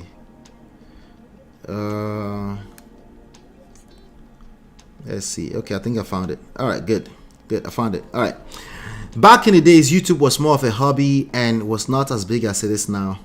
So many content creators used it to vlog, do hauls, share the thrifted outfits, do beauty tips, and so forth. So if you only started watching them when they had kids, then you do not know how it all started. Back in the days, it was the ladies dominating the YouTube space. The proposal video was just a video. We're talking about actual channel being a couple channel. You say he took the proposal without her consent. It was supposed to be a surprise, which many people do. So I do not understand why that was added in your statement. They had stuff like that because they only listen with the side of their brain that works. That's why, okay? They don't mean any harm. They just have no game. They don't know how to talk in public, okay? So don't take it personally. Don't overthink it. Just say, just leave that one alone, right? It's not worth your energy, because even when you tell them, they still won't listen, okay? That person will come and watch this video right now, realize I didn't mention the name, and still feel they need to say something. Not realizing that I'm saying I don't want to mention your name because I'd rather not. It's not even that deep, right? But yes, so she responded. Nikki responded to the whole allegations of DV, the allegations of a couple of things. So I'm just going to read that, and then I'll see what you guys are saying in the chat. To come to the chat, if we have enough time, I'll analyze if I need to analyze. If we don't have time, I'll do like an overall summary, okay? But tomorrow is Monday, so, and I love Mondays, but not everybody loves Mondays like me. So not too far either. So this is Nikki talking. Nikki says, okay, let me put her face so that we can know who is talking. Now you guys see that? Okay, yeah, you can see. Okay, this is Nikki talking. Nikki said, I made a video responding to the allegations and was ready to press post, but for the sake of our children, I'm not going to engage in a back and forth online. I'll share context that was missing from his video and leave the subject alone. I have had no contact with him since he posted that video, nor have I threatened legal action. Jamie removed the video simply because he saw that people weren't buying this story. Okay. I felt something wasn't right in my marriage, but I didn't know what I was experiencing. Then in June 2019, I came across the podcast Love and Abuse, where I discovered what emotional abuse was. I made the mistake of telling him I knew he was emotionally abusive and probably a covert narc. I never cheated on Jamie, and he knows that. But he was quick to run a smear campaign through the community about why we broke up. I want to make it very clear that what you witnessed was reactive. The clips you saw were carefully edited and didn't show what led to me smacking the phone out of his hand. Never have I punched this man or thrown heavy object at him during our disagreements. Jamie's health issues never stopped him from partying with friends, never stopped him from taking trips overseas while I looked after our children. When I did ask for assistance, he would throw it in my face that I was the one who wanted kids. So I find it interesting that he claims he's too sick to work a regular job. I even gave him ideas on what he could film. I told him he could make video editing content as he's a great editor, or work a traditional job. I'm not limiting his capacity to earn. I simply put my foot down and said, don't exploit our children for monetary gain like he did with me. Jamie kept dragging me back to court and writing complaints to my lawyers constantly. The legal fees he incurred were self-inflicted. Disney. I had to take legal action for my girls to even attend school at their ages. In Australia, you start school at 5 or 6, depending on how early in the year you were born. Jamie wanted them to delay another year so he can milk them for views while they were in his care. I said no. We live in Australia and California was a very far flight, and he had never taken them out of the country alone. I didn't want them to go, but I offered to come so the girls didn't miss out on the experience. But he knew I was there. He knew if I was there, I wouldn't like him filming them as much as he made co-parenting the issue. I wanted to put our issues aside and give the girls some happy memories with both parents. I brought up the matter of schooling because he took me back to court and forced me to send the girls to his very expensive private school. This was his request, and I'm now responsible for their expenses. I came to the house to collect some clothes and wanted to have a conversation. He kept calling me a slut and to get out of his house. I then requested that he drop the girls at the supermarket car park for a changeover, and he says he would rather do it at the police station. This wasn't court ordered. At this point, I'm highly upset because why would you want to inflict that trauma on our daughters? Having change over with their parent at the police station every week. He just wanted to manipulate their minds and paint the picture that mom was so dangerous, that dad needed protection. I never kept him from the kids. I said, you can see them whenever you want. All I ask is that he stopped exploiting them. I saw how it affected me in the marriage, and I didn't want our kids to suffer the same confusion because dad was totally different when the cameras were on. In 2020, Jamie messaged my sister and was trying to get me back once he saw his views were still low. Despite using the kids for the majority of his content, I had already filed for divorce, but he wanted me to change my mind. He came to my parents' house, we went for a walk, and he told me he wanted his family back. I smacked the camera out of his hand, so I'm looping around a little bit, okay? I smacked the camera out of his hand because I was in a vulnerable moment. and didn't want to be recorded. This was a pattern where he constantly violated me by filming me without consent. It started early at 18. Then when I gave birth, he posted my very personal birth vlogs without giving me any time to emotionally recover. I remember begging him to give me time with our new baby before we shared her with the world, but he told me to stop sabotaging the channel. When the cameras were rolling, Jamie was very sweet to me, but behind the lens, he was highly critical. My body after children quickly became a main topic, and he expressed me needing to hit the gym 3 weeks postpartum with Ava. He would repeatedly comment on my stretch marks and loose skin, asking why I couldn't just snap back. Interesting. He blamed me for absolutely nothing. Nothing I could do was right, and I was at fault for anything that went wrong in his life. All right. That's all I've got. Okay, that's all I have got. So I kind of look back and forth a little bit there. What I want to do is I want to drop the link. I'm going to drop the link just in case anybody wants to chime in on this. Then I will go back. If no one comes up, I'll go back, analyze, use the rest of the time to analyze. There was a lot. Yes, and I'm reading the whole thing for the first time.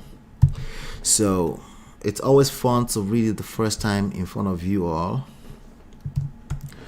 Just gonna post that right there. Yay. Let's see here.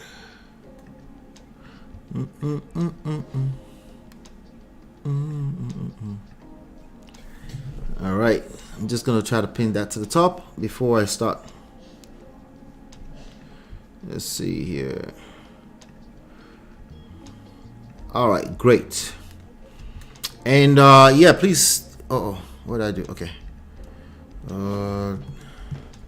Did you hit the like button? I beg, hit the like button. I beg. Hit that like button. Because we're gonna do some analysis right now. There's a lot in there. Again, keep in mind that when I'm doing my analysis, the idea is not to take sides. The idea is to read it from the way I see things. My only side of the brain that works. You get it? That's the idea. Hit that like button. We're missing about 7 likes. Let's hit that like button. Thank you. All right. So I'm going to read from the beginning. Then we'll talk more about it. She said, I made a video responding to the allegations and was ready to press post. I have done that before. Thank God I didn't post. The one time I did that. One time. And I knew what I was saying was very toxic. I was very angry. And not about my wife, it was about something else entirely.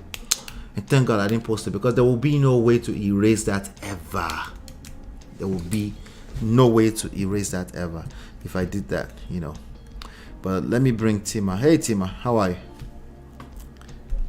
Can you hear me? Yes, Salah. How are you doing? Good. Don't leave that spot. You're not on vacation, right? It sounds very clear. I'm not on vacation. I'm home. Okay. All right. What's going on with you? How are you doing? Not too much. How are you doing? I'm doing great. You heard what I read, right? Yes. Yeah. And you see, like, I think I used to watch them long time ago because there's like those first generation of YouTuber kind of thing. Okay. I can't even remember, but you know, I think I only watched them briefly. Then I mean, they are not the kind of people that I follow anyway, but I know them. You know what I mean? Okay. And I think that at the time when they broke up, I think it was kind of going around then. I was really surprised that they are going around again, because they've divorced long time ago, I thought. Oh, right? Did you see the first session we did 3 days ago or so? Maybe 4 days ago. I'm not sure now. I didn't see everything. I only saw like a part of it. Oh, okay. So that was the first time I would discover them, and it was basically because he dragged her. He basically put out the video with all the accusations and stuff. Right. So that part kind of threw me off, because like, why is he coming? Why is he coming out now? Like, because I thought they divorced long time ago. Yeah, it sounds like so. Because it took it down, right? It took the video down. So before I could take it, before I could watch it, he already took it down. I just saw the clip.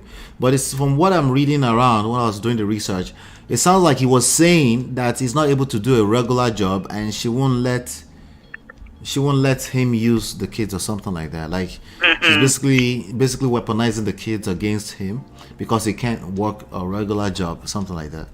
So, but there might be more to it. I'm not sure. There might be more to it. Right. So to speak to what Nikki was saying about his description, right? You see, the kind of description that I'm getting from Nikki, or the treatment that he got from him, is kind of really common to the kind of treatment that you get behind the door when you're with a toxic person, really. Right. And anyone that's been through that will understand exactly what she's speaking about. I would not think that she's gonna sit down and say, "Oh, let me make that up." You know what I mean? Because that would be too much. But any person that's been through that kind of relationship will know exactly that reactive abuse, where it's like kind of thing. Right. You will not be able to describe it, or it's there, right on your face. And then they're just good at it. They know how to do it, and it's not fun for the person who are the receiving end of it. Right. But it makes sense to me, right? Because I don't know. It makes sense to me because when you turn on a camera, if you have time to turn on the camera, I always question the motive. You know, in all ramifications, even including for a YouTube channel, right? So I turn on this camera. Why am I here to do this show? I talk about stuff I love talking about, right? But once I take this camera and start filming behind the scenes, right, there will be another layer of motive behind that, right? But I started to film, and I'm trying. There's a message I'm trying to get you to see, and it's not always what it looks like, you know. Right. So it makes sense to me that, like, from everything that she wrote, it makes sense to me that the person in front of the camera, like the rest of us, is not the person behind the scenes. Absolutely. Because you're aware that there's a camera in front of you and there's literally 1.73 million monitoring spirits that you would like to impress or flip extreme side of that, not impress. Either one is impressing. It's the same thing. Right? I'm not here to impress you. You're trying to make an impression. You're trying to make an impression. So it makes sense to me, the same way it makes sense to you. But I'm also suspecting that there will be some people out there that are just taking side and be like, well, she's just trying to drag him, you know. But it makes what she said makes more sense than what his accusations were. What's really showing, exactly. And then the other side of that is, of course, you know, we can put them in the category of public people. You know what I mean? Because they do things on public platforms. Right. The other side of that, of group of people that they are not, but of the same behaviors, this is what it looks like. Yeah. And I'm using myself as an example because I did have that reactive abuse reaction few times that I can remember. You understand? I know exactly where they would take you to the point of you wouldn't even recognize yourself at that moment. Right, okay? because you're trying to impress so many things at the same time. At the same time, You become confused. Yeah. Yeah, when Mai did mine for me, one of the incidents, of course, he didn't put out the camera, right? Because I was right on top of right there. And then the next thing he did was he called my sister. Yeah. And he ran out of the house, and then he called my sister and was like, oh, you know, she's in the house now, destroying everything in the house, blah, blah, blah. But what she doesn't say was what started it, what triggered that. Right. Now, me reacting the way I was reacting, it wasn't the way to go about any situation. But like, if you're gonna tell somebody like, this is how it's reacting, are you gonna tell them what triggered that reaction? That's why I always say every action is a reaction. Maybe you can see what the action that's triggering it, but every action is a reaction. Absolutely. So you have to be patient. If somebody is showing you a picture, or they show you they give you a narration, a narrative on a camera, right? Whatever they're showing you is actions, but they are reactions to other things, right? Right. You can't get all the way through the rabbit hole, but can you at least go one more layer down before you make a judgment? Right. just one layer, right? Because all of them is a chain reaction, right? But can you at least go one? Yeah. Mo Fresh said, my take, they did the best thing separating. They both have their faults. They should just please stop going back and forth and work on being the best co-parent for those beautiful kids. That makes sense. He pulled out the camera to record her being violent after Tutti Milemi.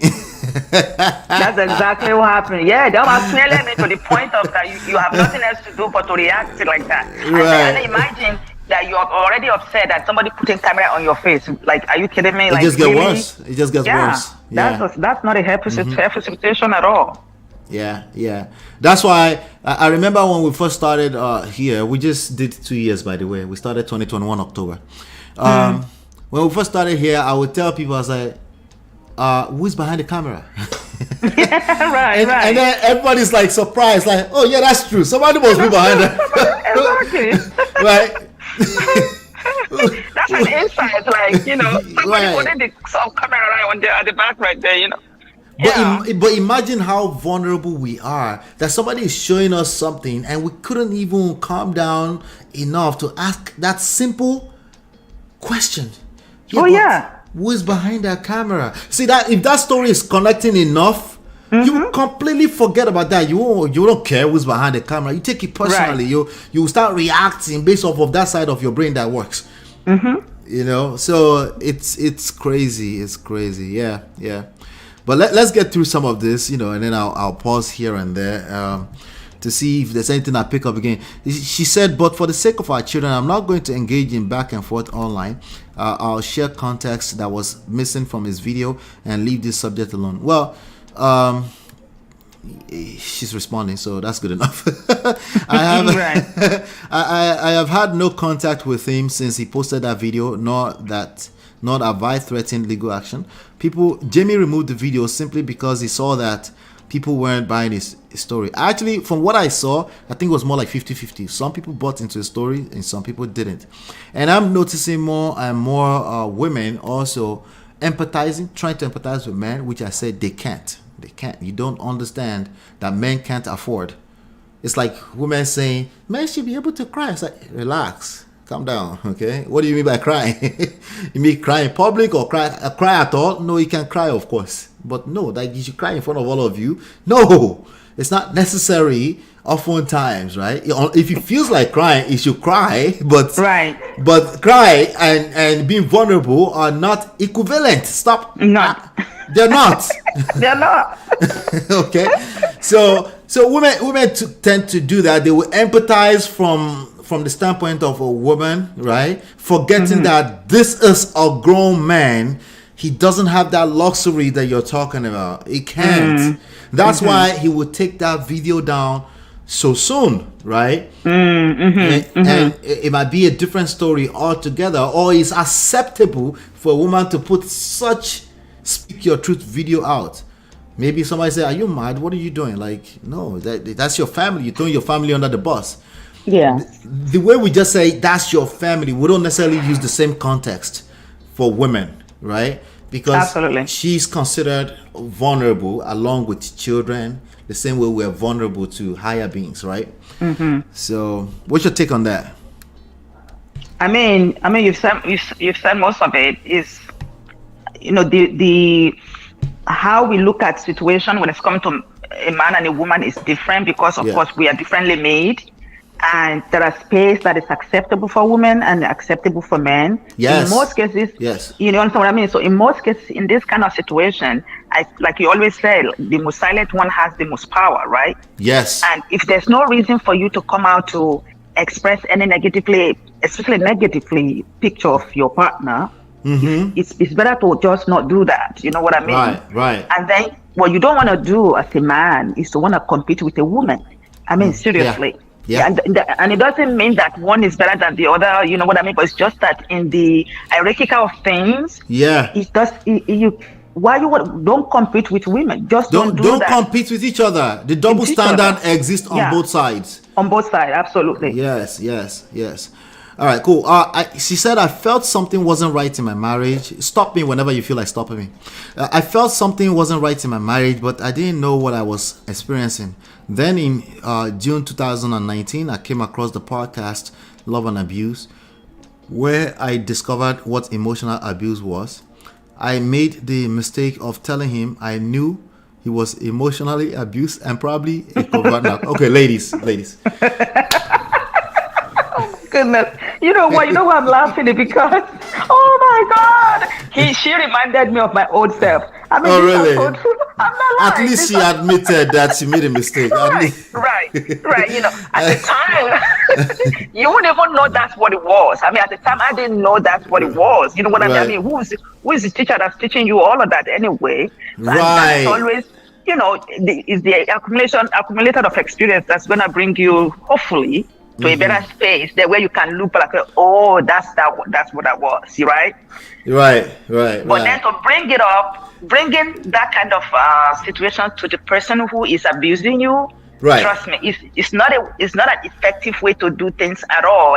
Because first, like they always say, you cannot heal with the same person that broke you. Yeah. Okay. And also it's a demonstration that you are just as confused as the covert. Exactly. Because if you call something a defect, but you go in front of the defect and say you are defect. I know, it's so wrong. Let me tell you, I called Mike to his face. I said, you are a dark, oh my, I can't even. Ooh, he was just looking at me like, so what? Like, Yeah. But, yeah, it was a painful process, but you live, you learn. Yeah. If a baby, I'm going to use some analogies that may not fit all the way, but if a baby is sick, right, you help the baby. If you say something it has defect, right, and it's something that you still find useful, it's a part of your life or anything like that, you find a walkaround, right? But you go in front of them and you say you're basically saying you are evil and I'm the victim. Exactly. And you're demonstrating that you're confused because the only thing you should do with anything evil is to destroy it. But you're trying to preserve it in the same breath of calling it evil. Evil at the same time. You're basically saying you're evil. Okay? Yeah. And you're confirming exactly why you attracted what you are seeing, because what you think you're seeing is what you're seeing, right? So it's so many angles we can go with this, but I'm glad that she said I made a mistake of, and that's what. And another angle to it is that a lot of people listening to this podcast that usually speak from a general standpoint, they are destroying more relationship than they realize. Explain that. So, for example, I'm listening to a podcast. You're the host of the podcast. You have good intentions. You're just trying to teach me what emotional abuse is. But I can relate to what you're saying. And I feel like my partner is victimizing me now. And I don't have the tools. I just go back home and say, you're a covert narc. And you're emotionally abusing me. How many marriages have ended that way, even though the podcast intention wasn't to do that? To do that, exactly.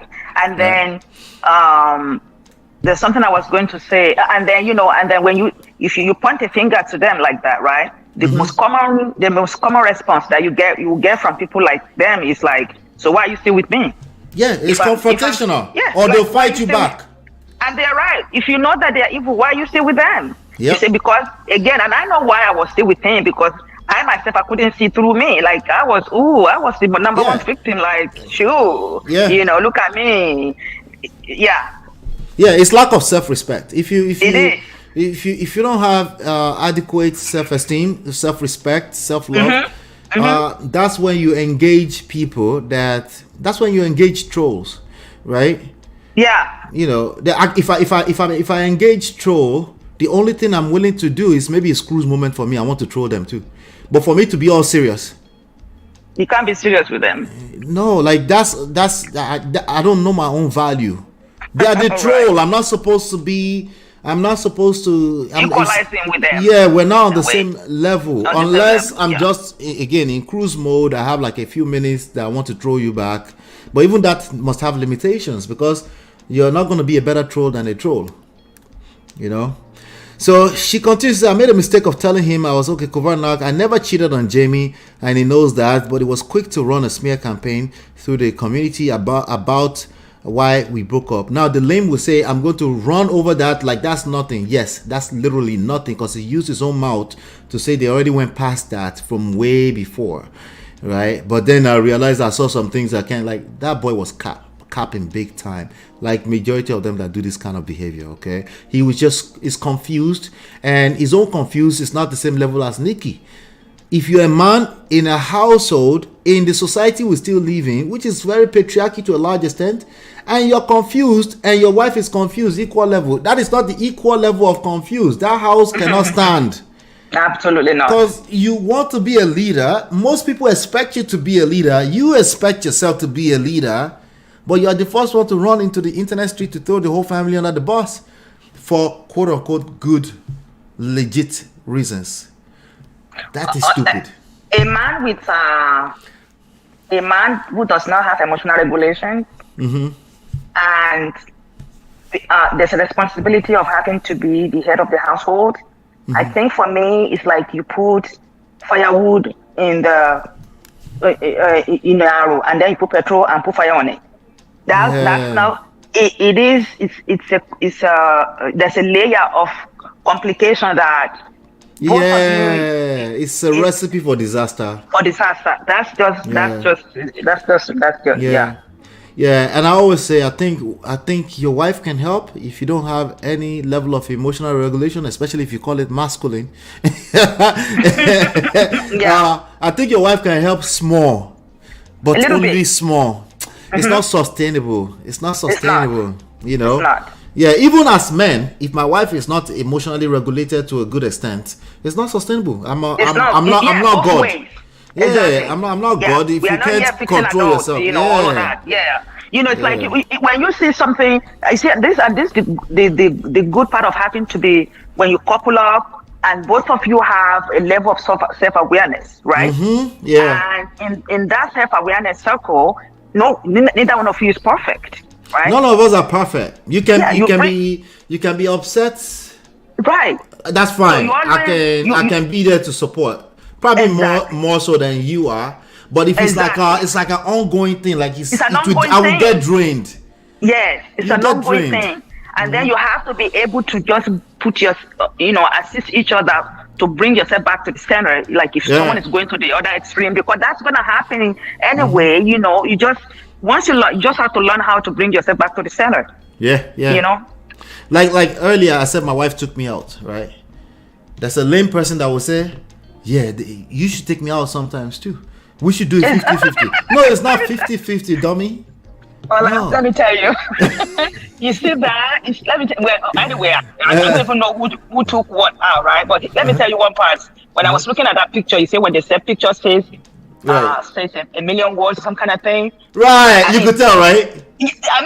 No. When I was looking at that picture, I said, if a man cannot look me like that, forget it. I ain't doing it. You know what I mean? Number one. And you shouldn't. So what's the point? Exactly. If you know how to, I'm very blessed to just read through people, like pictures and stuff like that. When I look at it, I'm seeing the depth of it. You can feel the energy.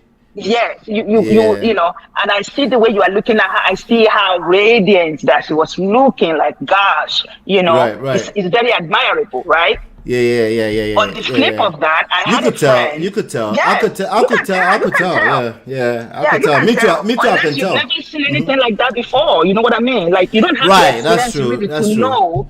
Once you see it, you know what is real and what is not real. Or what is being forced or what is not being forced. You know what I mean? Right. But even I say it all the time, even in different gatherings I will go to, there's some couple, they don't really do PDA, public display of affection like that. But you could tell that they have a bond. You can tell. Exactly. Right? You can tell. And there are some couple that you could see that they're trying sometimes, but you just know that there's a disconnect here. Like they're forcing it, like something's not aligning. So when people say, "Oh, all of these people are just pretending," right? I'm like, "You're lame." No, there are people that really get it and they're doing it right. If you just anything that makes you think like, let me just blanket everybody together. All of them, right? In fact, let me play this one for you. Funny enough, I had one here earlier that I was like, but it's not worth separating it to a different story. So let me just play it right now. It was on Instablog Niger too. Let me see here. Yeah, there's more and more of them coming out, but I think it's a product of the confused society with the dating and stuff like that too. This girl, some DJ Tolani Badge. I don't know. I've seen that name, but I don't know who she is. Maybe she's a radio person. Says, why I don't want to get married. Makes sense. Right. You need to get married for real. Somebody said, and she said, I'm not convinced that married people are happy. Yeah, you see, that I guess she has never been to around, and can you blame them? Some people have never been around. I can't blame her. That's true. Happy couple. But the first question that came to my mind is like, who is trying to convince her? I'm telling you. Somebody must be trying to convince this auntie. I beg, leave them alone. Let the poor British know. Not everybody is designed to be in marriage. Let her breathe. Absolutely. Be poor. Breathe. Let her breathe. It's not. Let her breathe. I beg. She doesn't need to. You don't need to be convinced. I don't think there's such a thing as convinced. I think it's married for you or it's not for you. You might be in phases where you don't feel like it's for you. You might enter phases where you feel like I feel the butterflies. I like this guy. I never thought I could feel this. You never know, right? But if she is not convinced right now, I think it's okay to stay that way. Within her right, let her stay that way. Yeah, no one should be trying to convince the auntie. Anyway, let me continue this Tolani Badge story. Not Tolani Badge. Nikki, and I will not say her last name. It says, so I want to make it very clear that what you witnessed was reactive. That's obvious. I don't know why that shouldn't be anyway, to add on to what she's saying, what this guy is doing to Jamie is reactive as well, right? So it's all reaction. It just depends on who's going to hold themselves accountable, responsible for the world they find themselves. How many times are you going to keep saying something is reactive? At some point, you're responsible for your behavior in public. Absolutely. The clips you saw, or your reactions are your actions. You're responsible for them. Okay. The clips you saw were carefully edited and didn't show what led to me smacking the phone out of his hand. We already detected that from the last show. And about half of the world are basically lame, and they took his word and said, yeah, she is violent. Nothing should ever. Now, I did say that smacking the phone, if you smell anything violent, you should leave. Smacking anything when there are babies in your hands is irresponsible. It's just as irresponsible, because if that thing fly off and hit somebody in the face, you will be held responsible. At that point in time, you will be held responsible, regardless of if you think it's irresponsible or not, right? So let me tell you, Ola, what you see, that part of saying that our reaction is from what triggers her, right? That part is true, right? But if you are ready, if you're gonna walk away from that relationship, hopefully when you get enough sense to walk away from that relationship, you better take that responsibility with you to know that under no circumstances, if somebody's gonna trigger you that much, don't do it. It's not worth it. Don't do it. It's just not worth it. You must get to that. Hopefully, she get to that point and not having to say, "Oh, it was a reactive abuse." It was, but now you know better. You know better. You do better. Yeah, absolutely. So she said the clips you saw were carefully edited, which was very clear. Never have I punched this man or thrown heavy object at him during our disagreement. Now, when she said that, the man in me said, "Did you throw small objects?" I know you said you didn't throw heavy objects, but did you throw any small object at all? Did you smack anything out of people's hands? Right. Don't like, I tell this to men a lot, but I should say it to women too. Anything that looks like somebody is hitting stuff off the table, even if you are 6 feet away, or even if you are 30 feet away, if anything that anybody's acting that way, guess what? Call the police. Absolutely. We're not. But if you call the police, they say that, hey, if you buy each other, they will also say stuff. You know, you can't satisfy the public. You can't anyway. But at that point, safety first. If somebody is smacking stuff or they're hitting stuff, call the police. You're not calling police so they can come and take them to jail. They might take them to jail if they find scratch on your body, of course. But you call the police to put things in order. That's what the police is there for. You call them to put things back in order, and you're not acting like you're macho or anything like this. If you have time to pull out the camera, that means it's happened before, not today. It's happened before. Now you're looking to collect evidence. And I'm telling you, you will shalaye tire. Please, because no evidence. That evidence might work against you. Might be your head may be cut off. You might be the one cutting somebody's head off because you were reacting. What if you end up with manslaughter? Yeah. You remember the evidence story? Easy. Right? Very easy. Because you were defending yourself. It's not worth it. There's no way to justify pulling out the camera. But it's been happening so many times. It seems like I'm the one telling lie. Why are you in this relationship? Have some self-respect. Why? I know it's hard. It's easier said than done. But it's toxic. Since you can't figure it out, let me tell you, it is toxic. Back off from that situation for a while. The heaven's not going to fall out of the skies. It won't. You will come back. They will be there. Most likely, they will wake up. Almost likely, they will wake up tomorrow morning. They wake up the next morning again. They wake up again. And then you have time to see if there's anything left in that relationship for you. You know, but they don't listen. There's a lot of people advising each other on the internet. They use it as evidence. At some point you should just start filming everything. They will go and install ring camera in their house so that they can collect evidence for somebody who is emotionally abusing. Oh yeah, I mean, are you kidding me? I mean, it's very common even more these days. Like couples, I know a couple right now that when you go to their house, you better not say anything. The wife will be blinking his eyes like, do not, because they are going through it right now. The camera is at the very far corner in their house, maybe except for the bathroom, and who knows? We have cameras too, but if this reason is the reason why I have to install camera, camera, the reason, yes, I will not be in that relationship. That's what I mean, So it's a very common thing. For wrong reason, they are putting in for wrong reason. For the wrong reason. What was meant to be for. It's supposed to be for the outsider, for your own security as a family. Security and stuff. Not against each other. That's crazy, Anyway, so I want to make it clear that so she said she didn't throw heavy object, and she hasn't told us she threw small object too. But no. So this one says, let me see. Okay, let me read this one first. This one. I came to the house to collect some clothes and wanted to have a conversation. He kept calling me a slut. Now, I believe that.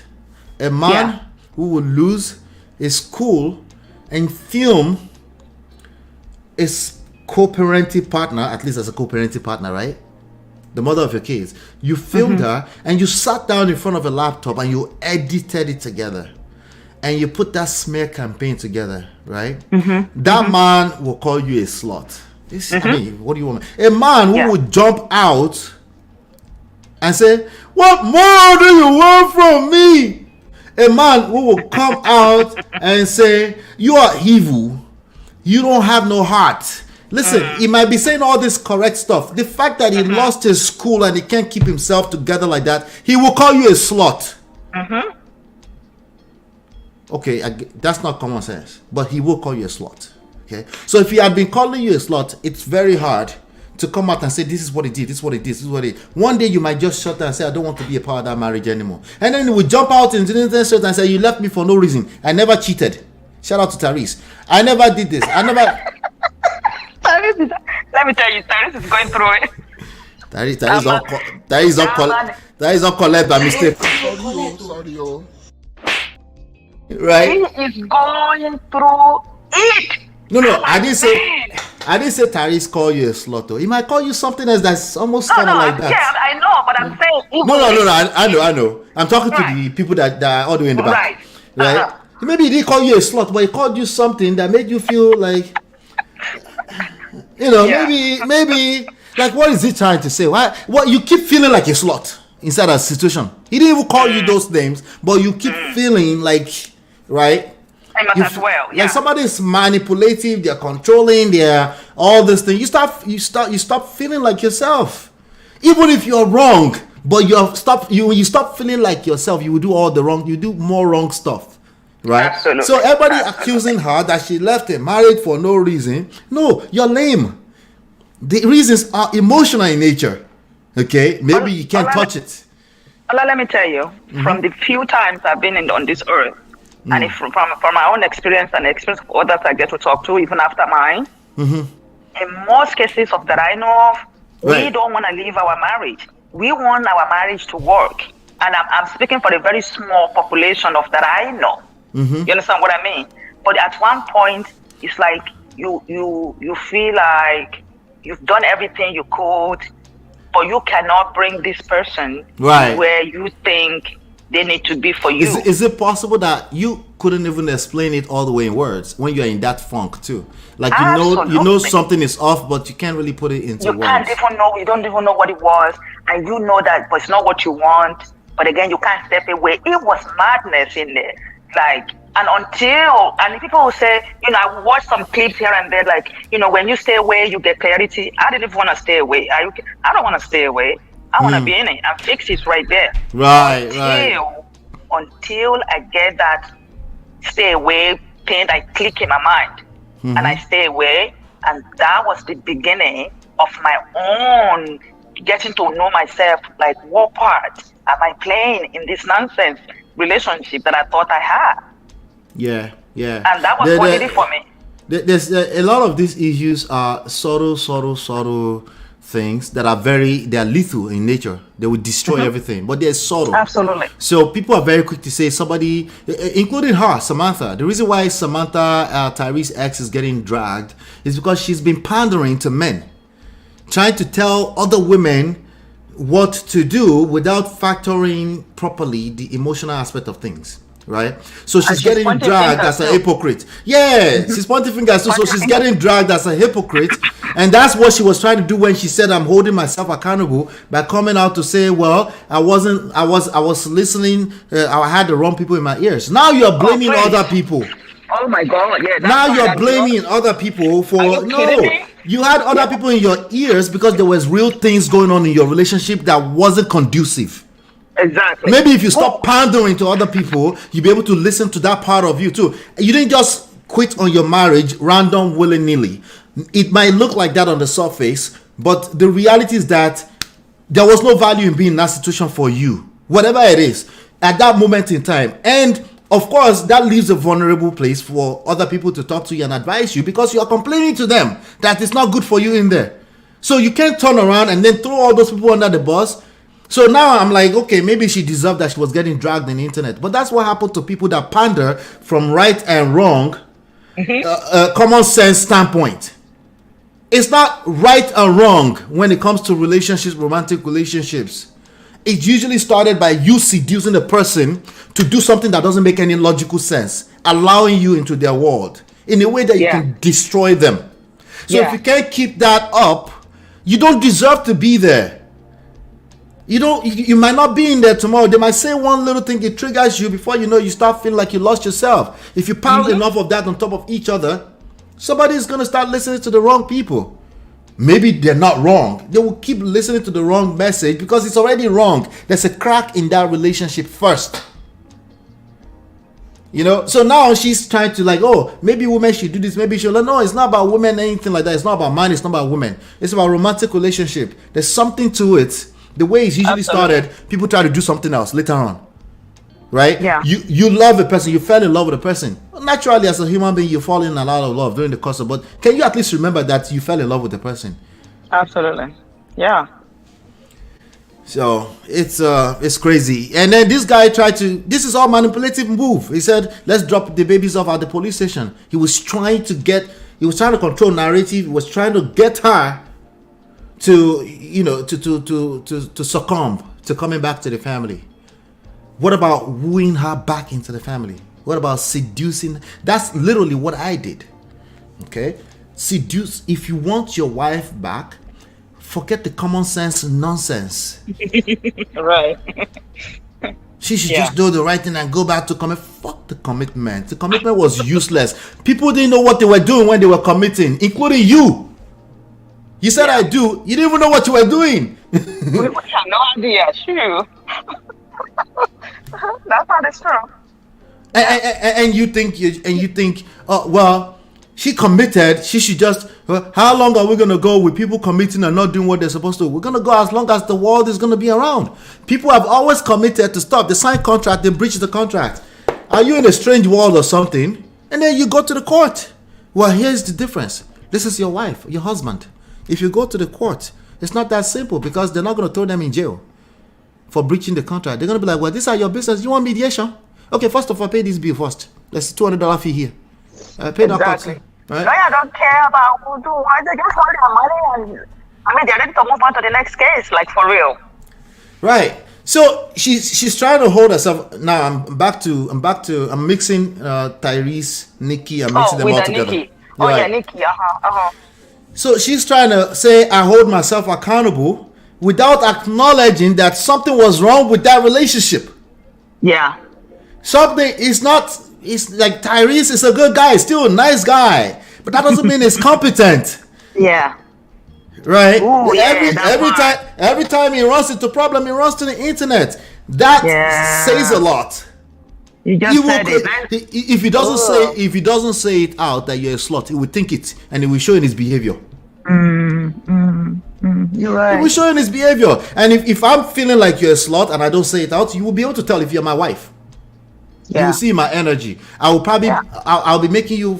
There's a way. I'll be disgusted. There's something. A lot of ways. Yeah, it'll be in and out of all kind of stuff. Manipulation. Drop the babies off at police station so that she can finally say, "Come back to the family and let's do family again." No, she felt how she felt. Something was missing in that relationship. They didn't know what they were doing, as usual. They didn't know what they were doing, so you can't manipulate it back into place by force because you committed. Listen to me. I didn't say commitment in that church in front of that pastor was meaningless. What I'm saying is that you will make it meaningless when you don't feel right. You will make it meaningless. Yeah. You know? So all that police station, let's drop the baby at police station. Literally, when people are manipulative, they forget about everything else. They forget about they even forget about themselves because it's lack of self-respect that make people do this kind of behavior. If I have self-respect, she doesn't want to be with me. She doesn't want to be with me. But you can lose respect for yourself. You can start losing a piece of your self-esteem when you find yourself in the funk of bad marriages, right? And then you start using all these tactics that never works. You know? I heard myself back for a second there. Yeah. Is it better now? No, it's feeding back. You need your earpiece. It's feeding back badly. You can unmute again if you need to. But Ben says, Valet is right. Most women want their marriage to work. Yeah, Tima. Yep. Most women. We didn't say all women. There are some evil people that will go into marriage and they don't want it to work. You are right. Okay. You are right. Okay. But we're not men and women. But we're not talking about those people here on this platform. Okay. You're right. Oh, yep. But Ben is absolutely correct. Most women want their Ben and Sister Tima is right. This is the danger of marrying white guys. I never said that one. No. Yeah, that one is big. That one is big. I never said that one, but Ben. But forget the Samantha of a woman. She got a good one and lost him. No. That might not be true though. It's not necessarily true. No. I know it's not true. Okay. You have to be very careful now. Yeah. I know for a fact it's not true. Tyrese is not a good one. If you want us to do another topic on Tyrese is a good guy. He's a nice guy. In terms of a competent man in a marriage, no. And I think that's the word, the competency of the person. It doesn't equal that they are nice people. First, and you know what? Now you said it. It's speaking in my head like just because you are nice and all that, it doesn't mean that you are that one I'm taking that I'm you don't know what you're doing. You don't necessarily know what you're doing, right? Let me ask Babe, like, would you give your daughter to Tyrese? I bet he will say yes to. Money. I would date Tyrese for a minute. For a minute. I will not give Tyrese my daughter. I'm sorry. Okay.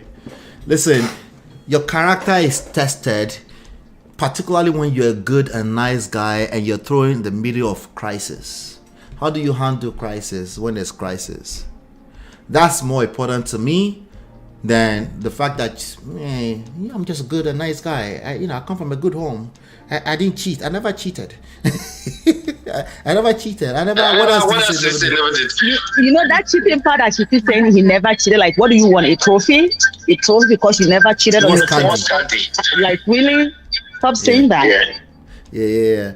If you say you never cheated, the issue is that there are 200,000 other issues, right? That could be wrong with the person's competency when it comes to marriage. That's the least of the issue. Most people don't even leave people that cheat on them. Check that out. Take that to the bank.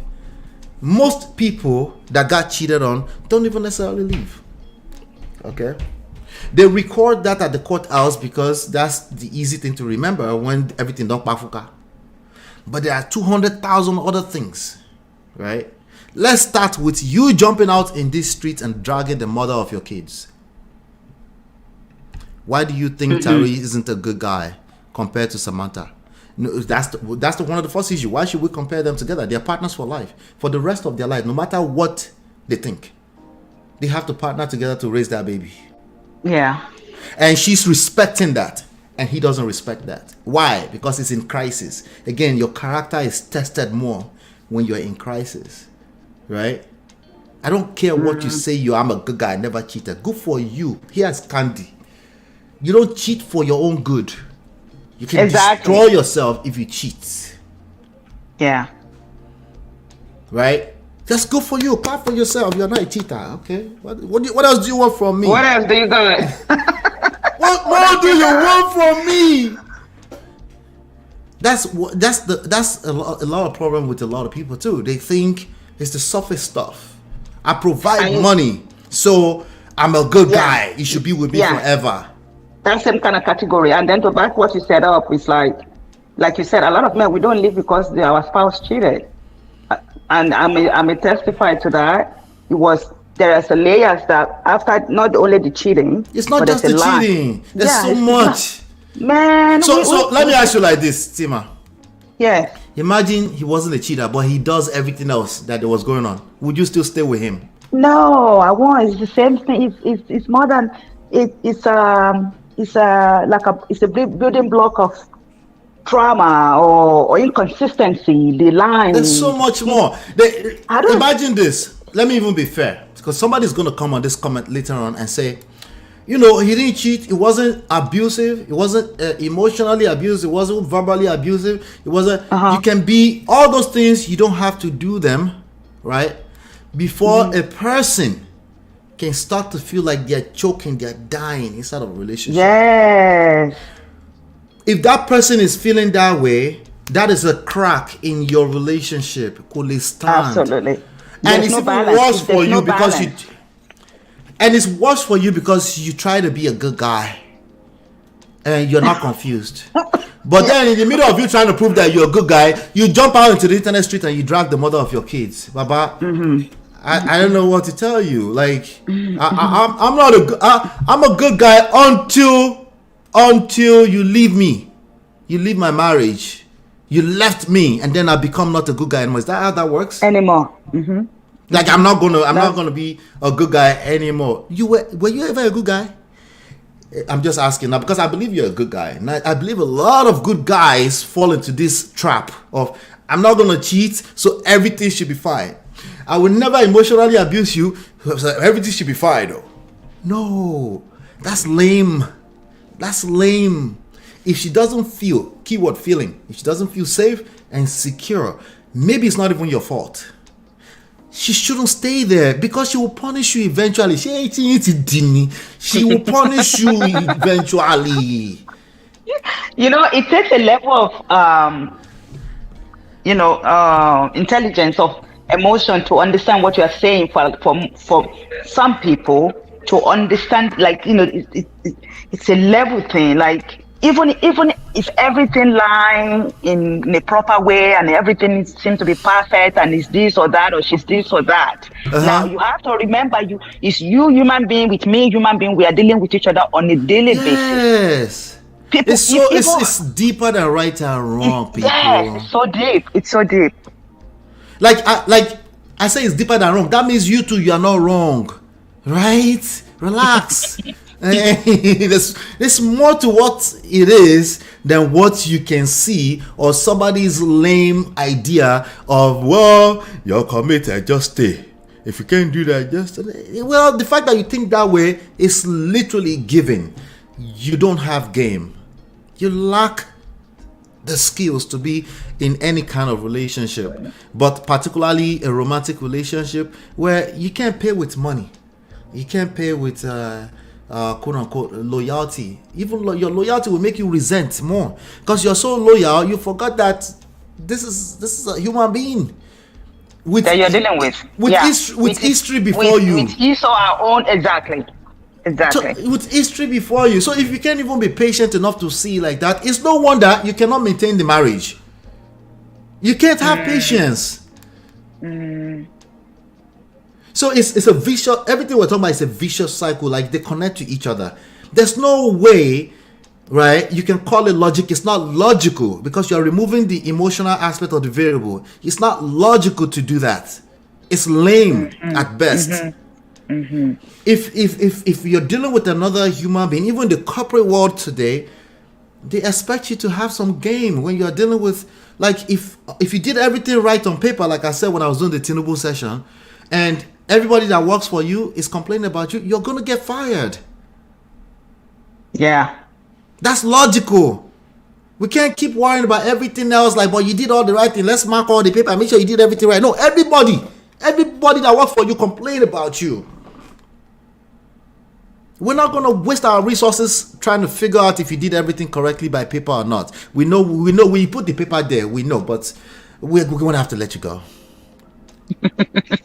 Right. Natu, we woke up Natu. Natu said, we had this argument with my husband, and he said the fact that Samantha regretted gives a sign that he is good. No, it doesn't give anything. Samantha is pandering. That's why she's getting dragged. She was pandering on our panel. She didn't really think through that answer before she opened her mouth and say, or maybe she doesn't know how far that. She's still trying to satisfy the public. That's her problem. Okay, that makes sense. Yeah. Like let me say I wasn't listening so that they can all be on my side, and then they drag her even more. Shout out to Kenny and them. They were dragging her in the comment there, and I was like, "Are you gonna say people in your ears? Like what? What? Who said that? Like it was people in your ears? Really? You have to listen closely to hear that. Like, wait, what? I'm telling you, I like no. I won't marry you. I don't even want to marry you either. Like, really, you as old as you are, you telling me for a whole marriage of your marriage is because of people in your ears. So what goes for men goes for women, and this will be the example of that. Like, no. Yeah, right. But Ben Sokwe, if a woman can openly admit she made a mistake leaving her husband, that means the husband is good to an extent. I disagree with you. The husband is very good as a human being. He shouldn't be married.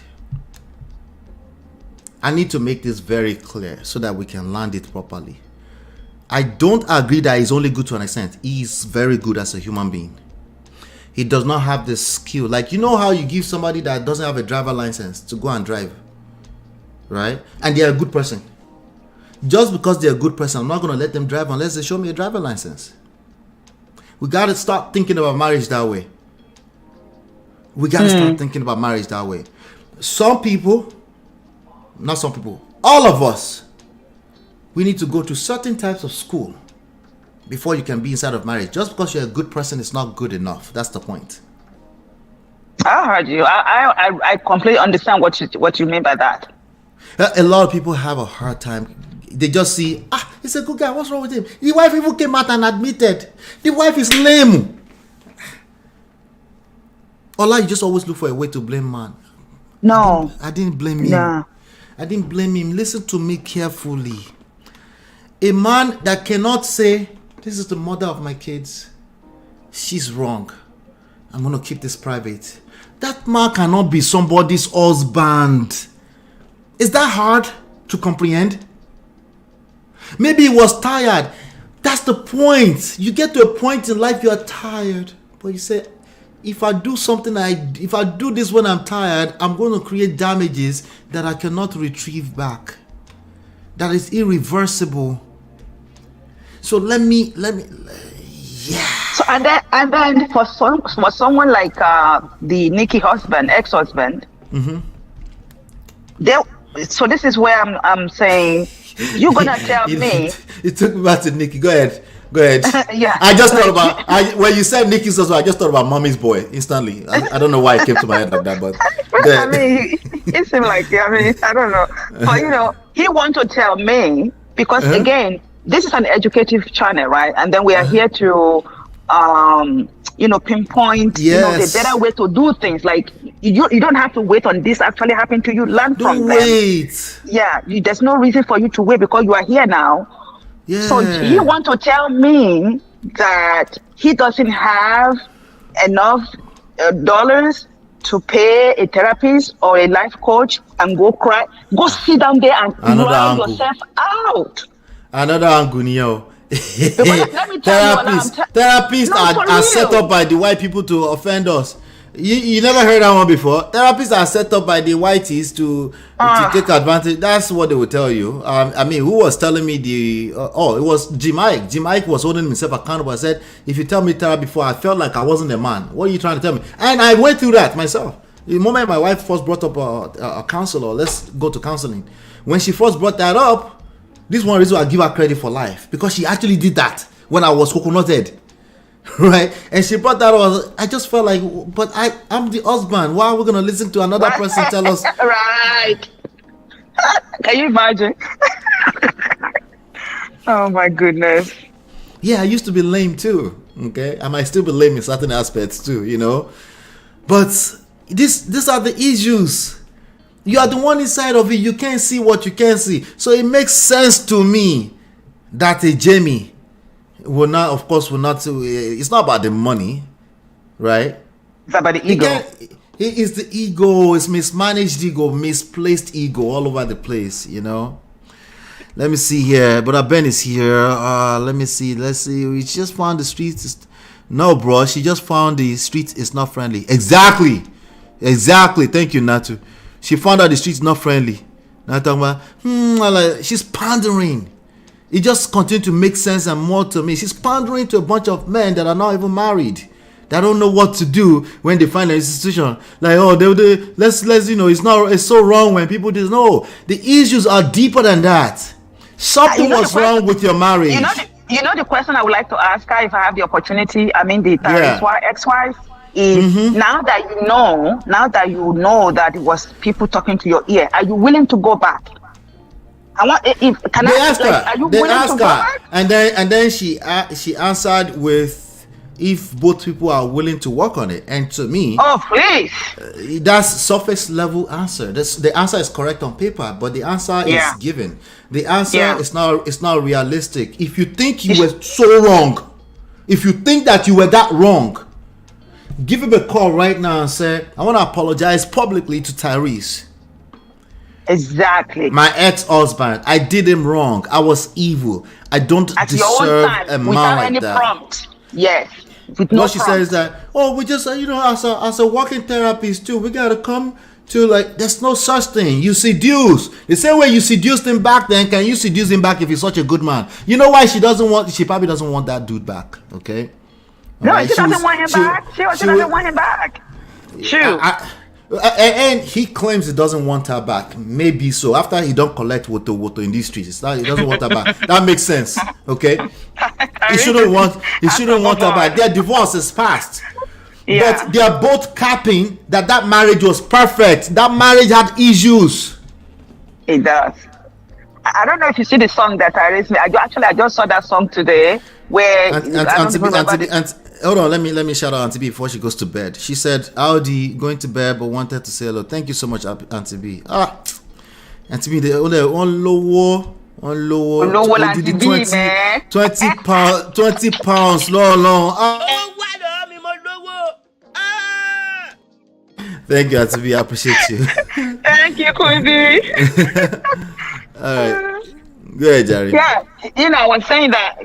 Go ahead. I lost my thought. My thought. Yeah. Go ahead. No, they're capping that they everything. Both of them. This one is extreme, just dragging the mother of his kids. The other one is saying, I was listening to some other people. No, your marriage had serious issues. Point blank. Right. Period. It had nothing to do with how good of a person you are or not. It's not relevant. No, Joran, yeah, you're right. And then what I was gonna say was, so that Tyrese video, the video move song that he put out about the marriage, like you don't love me enough or something. I forgot the title. I mean, like she never loved me. Yeah, she never loved me. Yeah. It was a series of their happy moment together, this and that. I was feeling some kind of way. I don't know if you saw it, but I was feeling it was it was beautifully done. Okay. Yeah, but because it had nothing to do with good or bad guy. They had good moments. It was beautifully done. But it wasn't enough. All of that was never enough. Yeah. Yeah. But Ben, you're on stage. Talk to me, bro. I know you had a question here. I'm trying to dig it up now. It's a question for Man of Prestige. What makes Tyrese a bad guy? You have to quote me first of all that I said he's a bad guy before I continue with that question. Quote me first of all that I said he's a bad guy. He's probably running to his. I can't hear you. Unmute yourself. But Ben, because I know you're in the. Hey, bro. Okay. What are you doing running? Are you running? Evening run? Just give me a minute. I'll be back. Okay, just unmute when you come back. Okay. All right. Let me see here. The moment started. Let me see. Just trying to make sure I cover everything, so I can go from top to bottom. So y'all telling me he's a saint? Not me. I'm just saying it's not a bad guy. It has nothing to do with that. Saint Ibitibao. The sad thing, he always wants to take a pound of flesh. He says nothing good about. Let me mute him. It says nothing good about her. That right there, when you have nothing good to say about somebody you picked in the past, man or woman, I can't trust you, and no one should trust you. That doesn't, when it comes to romantic relationships, that shouldn't take away from the fact that you could be a good person. No, it shouldn't take away from that. It's parallel at this point. So many people are in divorce.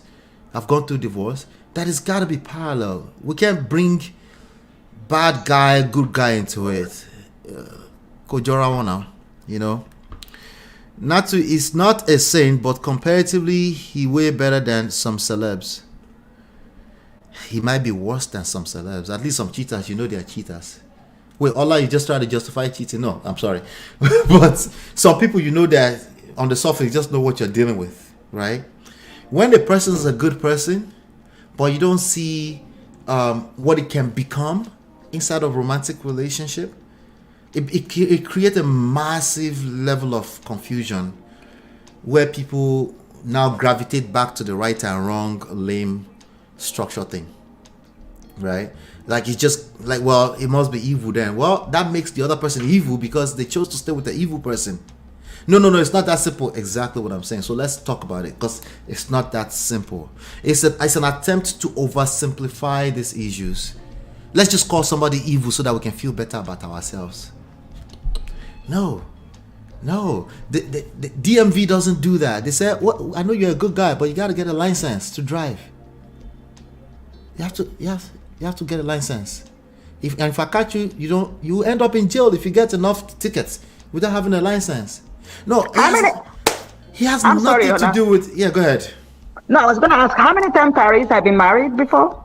Do you know? I think twice. The first video where he said, "What more do you want from me?" That's a completely different situation. That was the mother of his first child, not Samantha. Look at that.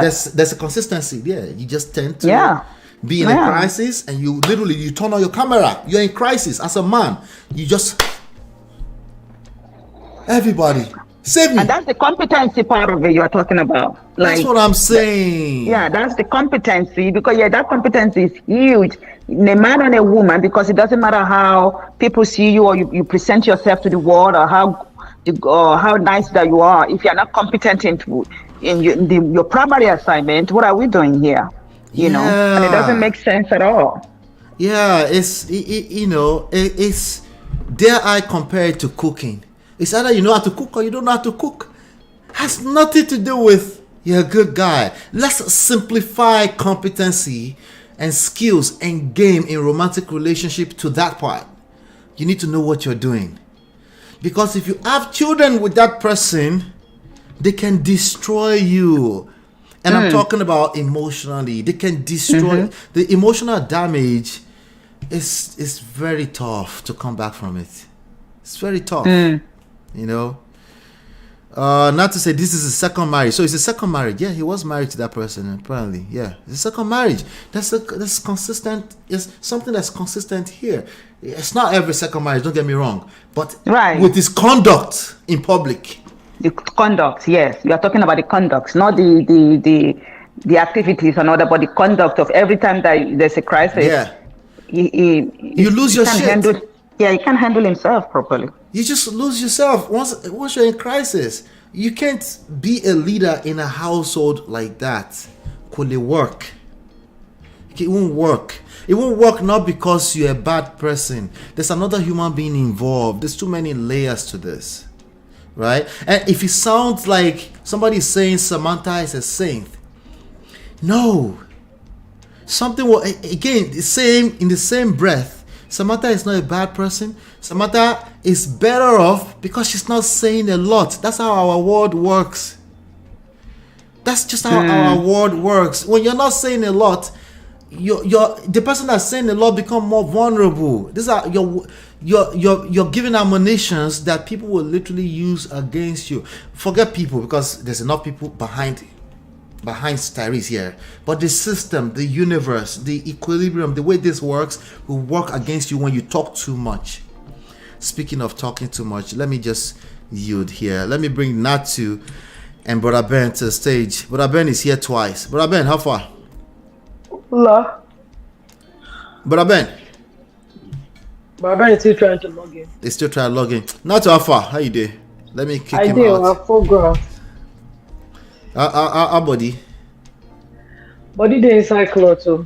How long am I gonna wait for my call? No, we're not talking about that one. You know it. You okay, Nato? Talk about what? Are you okay? I'm not talking about nothing. You just owe me a call, that's all. Alright. I'll give you a call this week, I promise. Okay, great. Alright. So what's up? What's your take on this? So talking about, I think Tima was the person that talked about him going to get therapy for Nikki's husband, right? Right. And we're talking about the benefit of therapy. And I think what people don't understand is that having therapy is one of the safest places that you can be, because that's a neutral ground that you can talk to somebody. The person is just there to listen to you and not to judge you. Do you understand what I'm saying? And I think for me, going for therapy was one of the best things I did to myself. Because you know that before, speak on it. Yeah.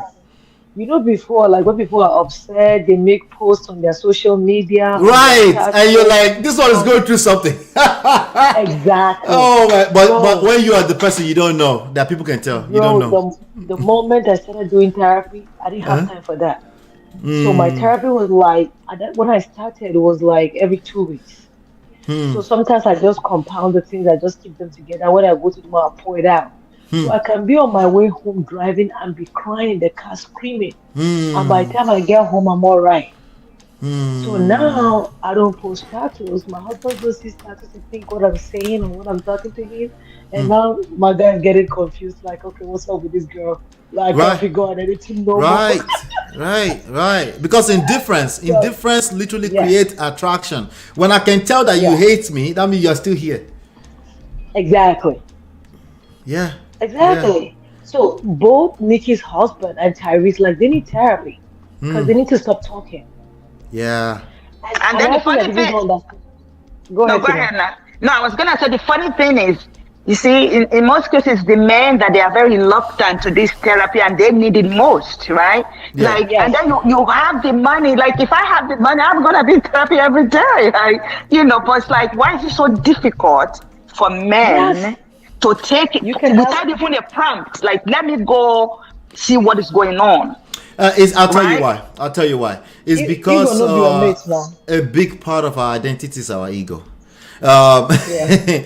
when as women, you guys are kind of used to a part of you, even when you try to be modern woman, right? A part of you is used to, you're part of this vulnerable of the society. You have the protection of men. In fact, precisely what you're fighting against, that you don't need to protect me, I don't need your protection. Right? So the ego doesn't play the same role that it plays for men, especially in the mass identity, the masculine identity of a man, right? A lot of that's attached to ego. So it takes a certain level of emotional intelligence. By the way, a lot of men are questioning emotional intelligence because it makes them feel soft. So it's tampering with their ego too, right?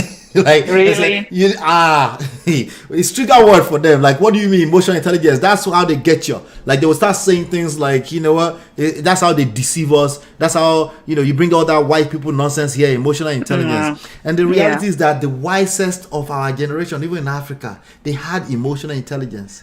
When they are listening to cases, they listen carefully. When the ballet of a village, when they are listening carefully. That's why they have the Otun DOC. They have a cabinet to help them judge issues. Not like, I'm the Oba, I just make the judge. Every time that happens with the Oba, the Oba will be taken over. They will take over his village. It's just a matter of time. Yeah. Because he can't even see when the enemy is close. He can't see because it's just soaked up. So it's interesting, but words are powerful. They trigger them. Anytime they hear things like emotion, they just get triggered. Like, no, but men are logical, women are emotional. I'm like, bro, you're being emotional. Calm down. Drink water. Calm down. I used to have an auntie, right? She tells us, she's like, when you're upset, auntie, when you start talking too much, she would like give you water. She said, drink water. And then when you drink, you want to talk again. And when you drink again, you want to talk. She's like, drink water again. Yeah. So, but then you're done with the caution, like, relax. Like, it's not that deep. Yeah, you're right. Yeah. But I for her, right, we argued this with my husband. I told him, I said, Samantha she's not like, just like you said, she's pandering. She's not like really, I have had women that have left marriages and be like, you know what, I shouldn't have left. The street is not friendly. This going back to this dating thing. Right, that's possible. Right. That's possible. Right. But in their own case, it doesn't mean that something was not going on. Right. Like, don't be enabling BS. Yeah. That doesn't mean that he wasn't doing anything for her in the first place to leave. She's not crazy. Right. It's a good point that I should have been more patient. But a lot of people are translating that to, that must mean Tyrese is a good person. Papa, we never argued that he was a good person. Why are you stuck in there? Something was wrong with that marriage. Yeah, he's a good person, but he's not competent. MOP, let me ask you a question. Have you ever seen somebody, even when you're sick, right? And then when you start feeling like throwing up, that if you don't eat anything, even if you try to throw up, you won't throw up anything because your stomach is empty. Yes, but you feel it. You feel it. You're nauseous. You feel that thing. There has to be something for you in your stomach for you to throw up. There has to be something there. That's a good analogy. There has to be something, and something there is translated to, well, are you saying something was wrong with Tyrese? That's the problem. You are lame. That must equal to something is wrong with Tyrese. All right. Anyway, but Ben, come back to this stage. Say, I think the panel is he's trying to troll us. He doesn't know that we're the bigger troll. Okay? We are the troll here, not we're trolling Tyrese. We have degree in trolling. Don't play with us. It's real. It's real. As a matter of fact, my whole program is being overhauled so that, again, even for free, get a freaking line. I will give it to you for free, but you will get through the program. You can't go into romantic relationships, or that doesn't mean that it will be perfect, but you'll be better prepared. In driving, they teach you they teach you what they call, is it defense driving? Defensive driving. They teach you driving. You get off. That means things can happen, but you are prepared. You're better prepared, right? A lot of people, the way they think about marriage is that something must be wrong with a person before the marriage can be over. No, it's not relevant. All right, but something was wrong with their competence level. They didn't know what they were doing. Yes. Right. I would have been okay. I would have been on Tyrese's side if only anytime he's talking about her, maybe he says something good about her. You know, when we're together, we had a good time. She's good in doing this. She's good in doing that. You know, we just fell out. Do you understand what I'm saying? Like, he has never said one good thing about her. He just comes out and said, "You're heartless. You're heartless." Yeah, that's where I have a problem. A person that call you heartless will not call you a slut. No, he will call you anything.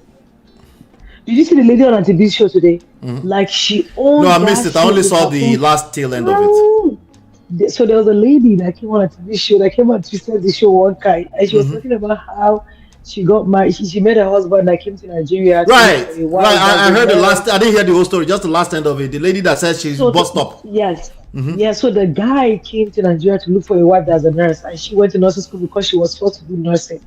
So and she has always wanted to leave Nigeria.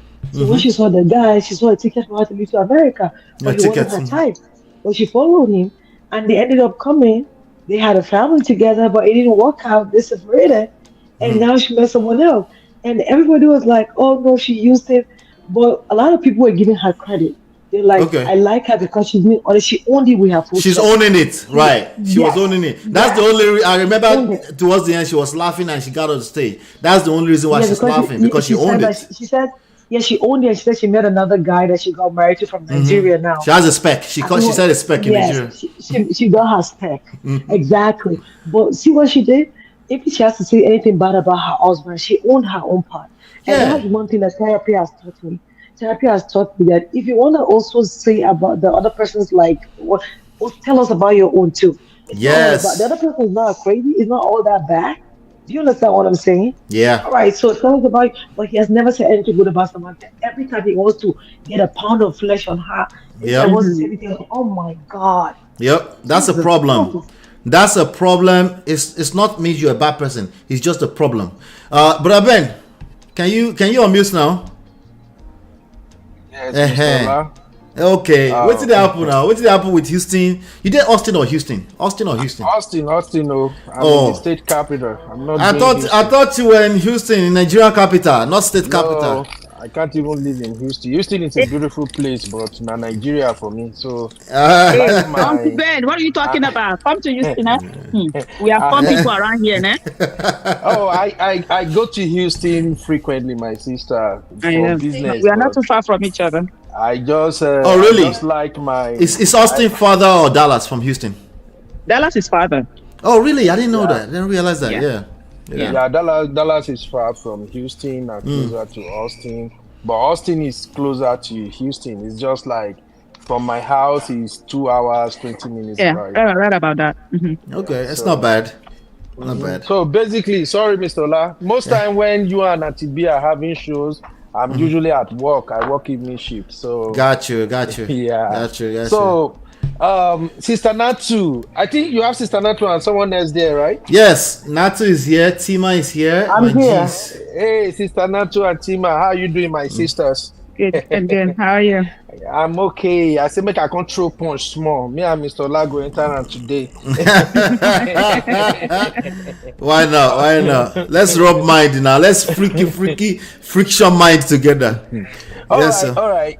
Just for me not to be on the negative side, I have to say this up front. Ever since the issue of Tyrese is trending, I've tried to look into what exactly led to the divorce, and I can't see anything concrete. The only thing I saw, maybe I'm wrong, the only thing I saw so far was that Samantha said Tyrese want me to leave outside the house, that he locked she and the baby out or something. And I keep combing like, okay, what exactly led to the divorce? You know, in many divorce cases, somebody can come out and say, okay, we have irreconcilable differences, and this is basically what my husband was doing, and I can't cope with that, and we have to go. So please tell me, Mr. Ola and my sisters, what exactly led to the divorce? What did Tyrese did that Samantha have to pack up and say, okay, this marriage is over? Besides the fact that he's a movie star, he has to go to work, and we all know that these top high-profile movie stars, they don't stay home that much. I even heard a video when he was Tyrese was explaining that he has to stay with her for a whole 10 months at a time. So let me understand, what is that big deal that has to lead to this divorce? What is that thing exactly that Tyrese has done wrong that is so bad that Samantha has to walk away? I'm not saying he's a great guy, honestly speaking. As far as I understand, nobody is perfect in marriage. But can somebody just tell me what exactly he did wrong that Samantha can hold on to and say, okay, I'm taking this to the judge. I got to be out of this wedding or marriage. That just help me out here first. So I want Natu to. Real quick? I think Natu can answer that question, right? But let me hold on. Let me ask Brother Ben a quick question. It's a yes or no question, right? Do you agree that something terrible must have gone wrong for somebody to leave a marriage? Well, if it's an African marriage, I would say yes. But in American marriage, I don't think. I'm not trying to be biased, but honestly, if this is an African marriage, I would say yes, something terrible has happened. But with these American ladies, no. Sometimes they came in for the money. If they're not getting what they want out of the marriage immediately, even without you not being that terrible, horrible husband that they might paint you to be. Okay, so it was yes or no, right? But let me say this. If you made a mistake of picking a woman who only came for your money, do you think that's something terribly wrong or not?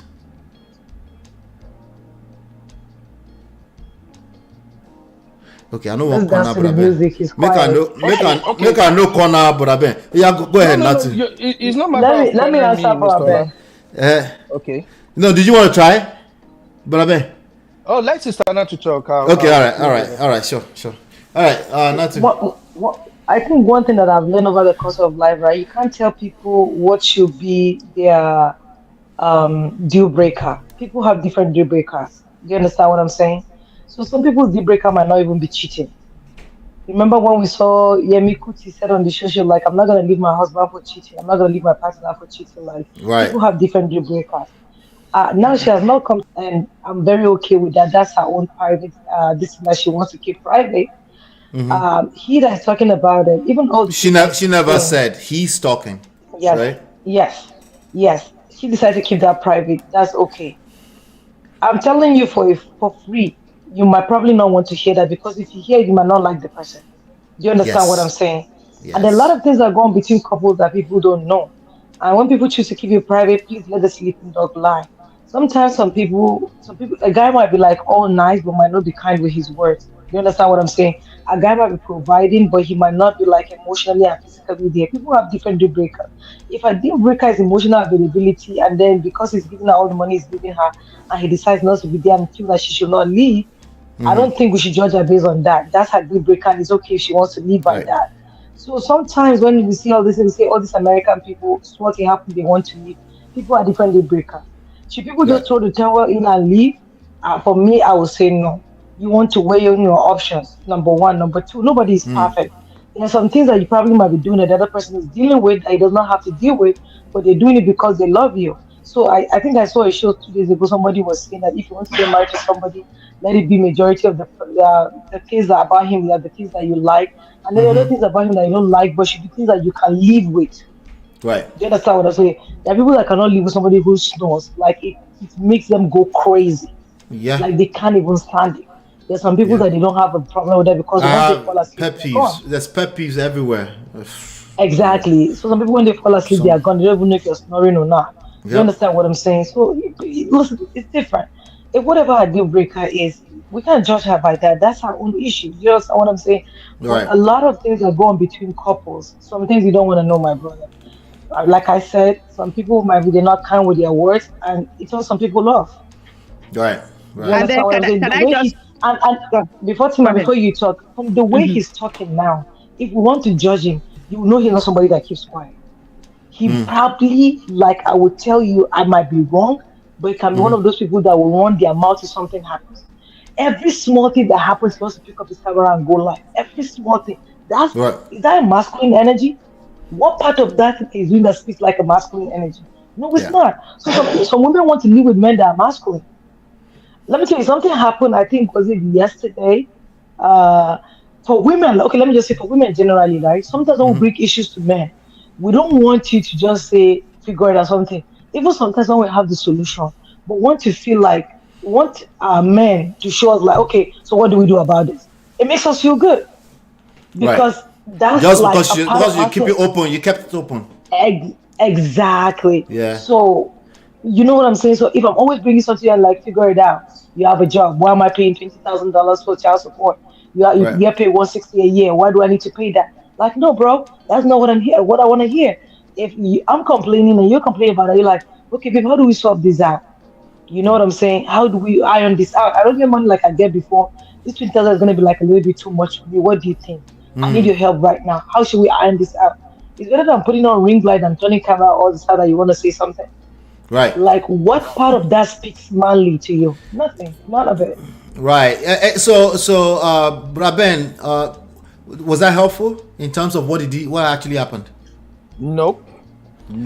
Okay. let me my brother Ben.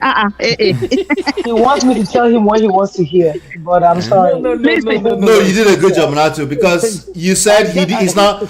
Just to be clear, Natu said he's the one doing most of the talking. The only thing he told us is that I was literally on my way home to save my marriage. You already threw the mask on the camera and you left. That's the only thing he's telling us. He's not telling us much too. The girl is not telling us anything about what happened in that marriage. And then, but in regards to that, why was he trying to save his marriage, brother Ben? He said it himself. It was such a bad marriage, right? Yeah. So why was he trying to save it? And then I want to ask our brother Ben, like, do you agree with? Let's start with this. Like, do you agree with what Ola said earlier about competency of a person does not equal the nicest or how nice they are? Nice or good, yes. Or whether they are a good person or not. Do you agree with that concept? Absolutely. Okay. So, since you agree with that concept, right? Even in the best relationship, okay, anything can start the destruction of the marriage. Even if everything line up in the way they're supposed to, right? And then again, we have to remember that we are two human beings in this situation together, right?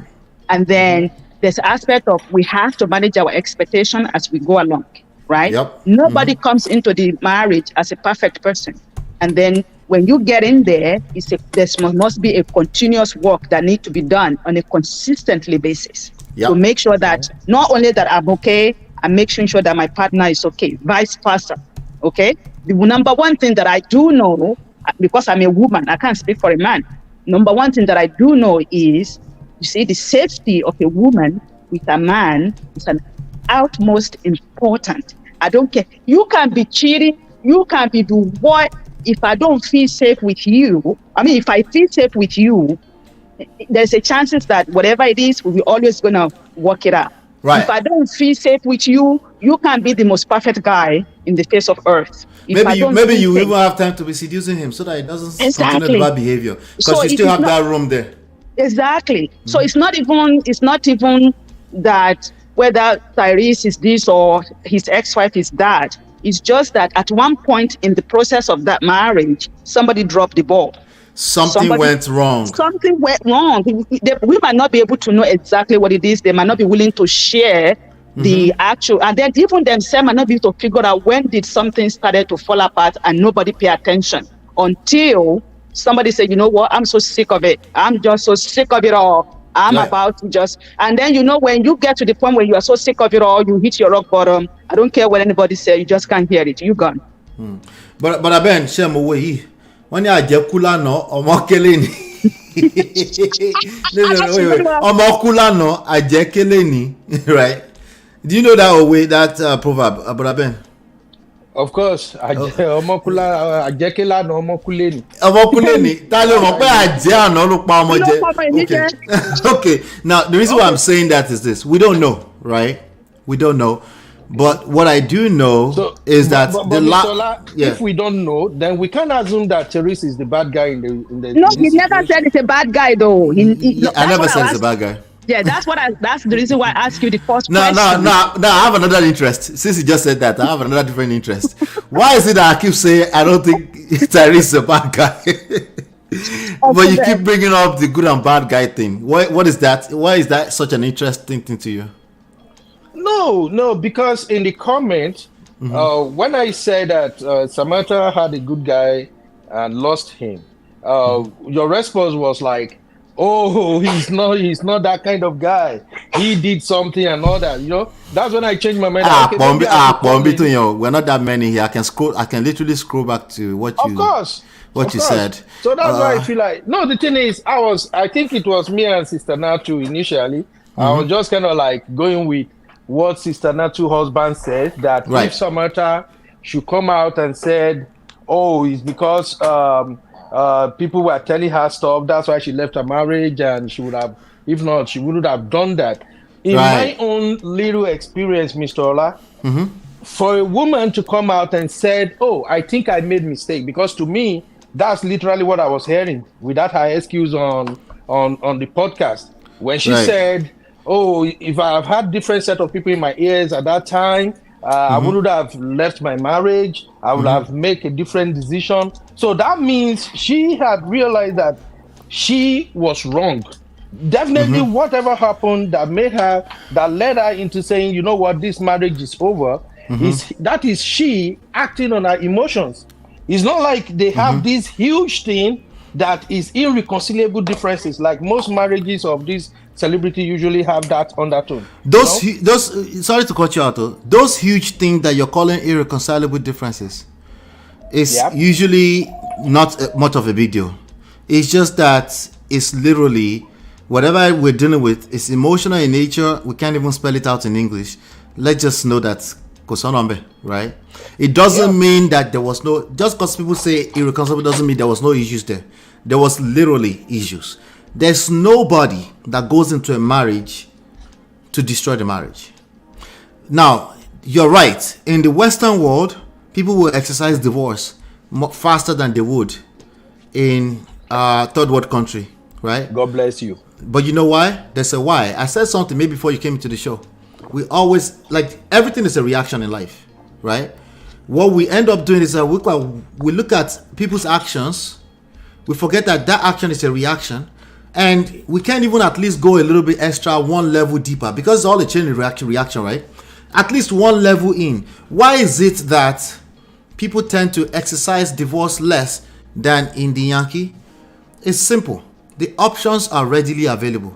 When the options are readily available, the real truth of human beings comes out. We also talked about that when we're talking about D1, right?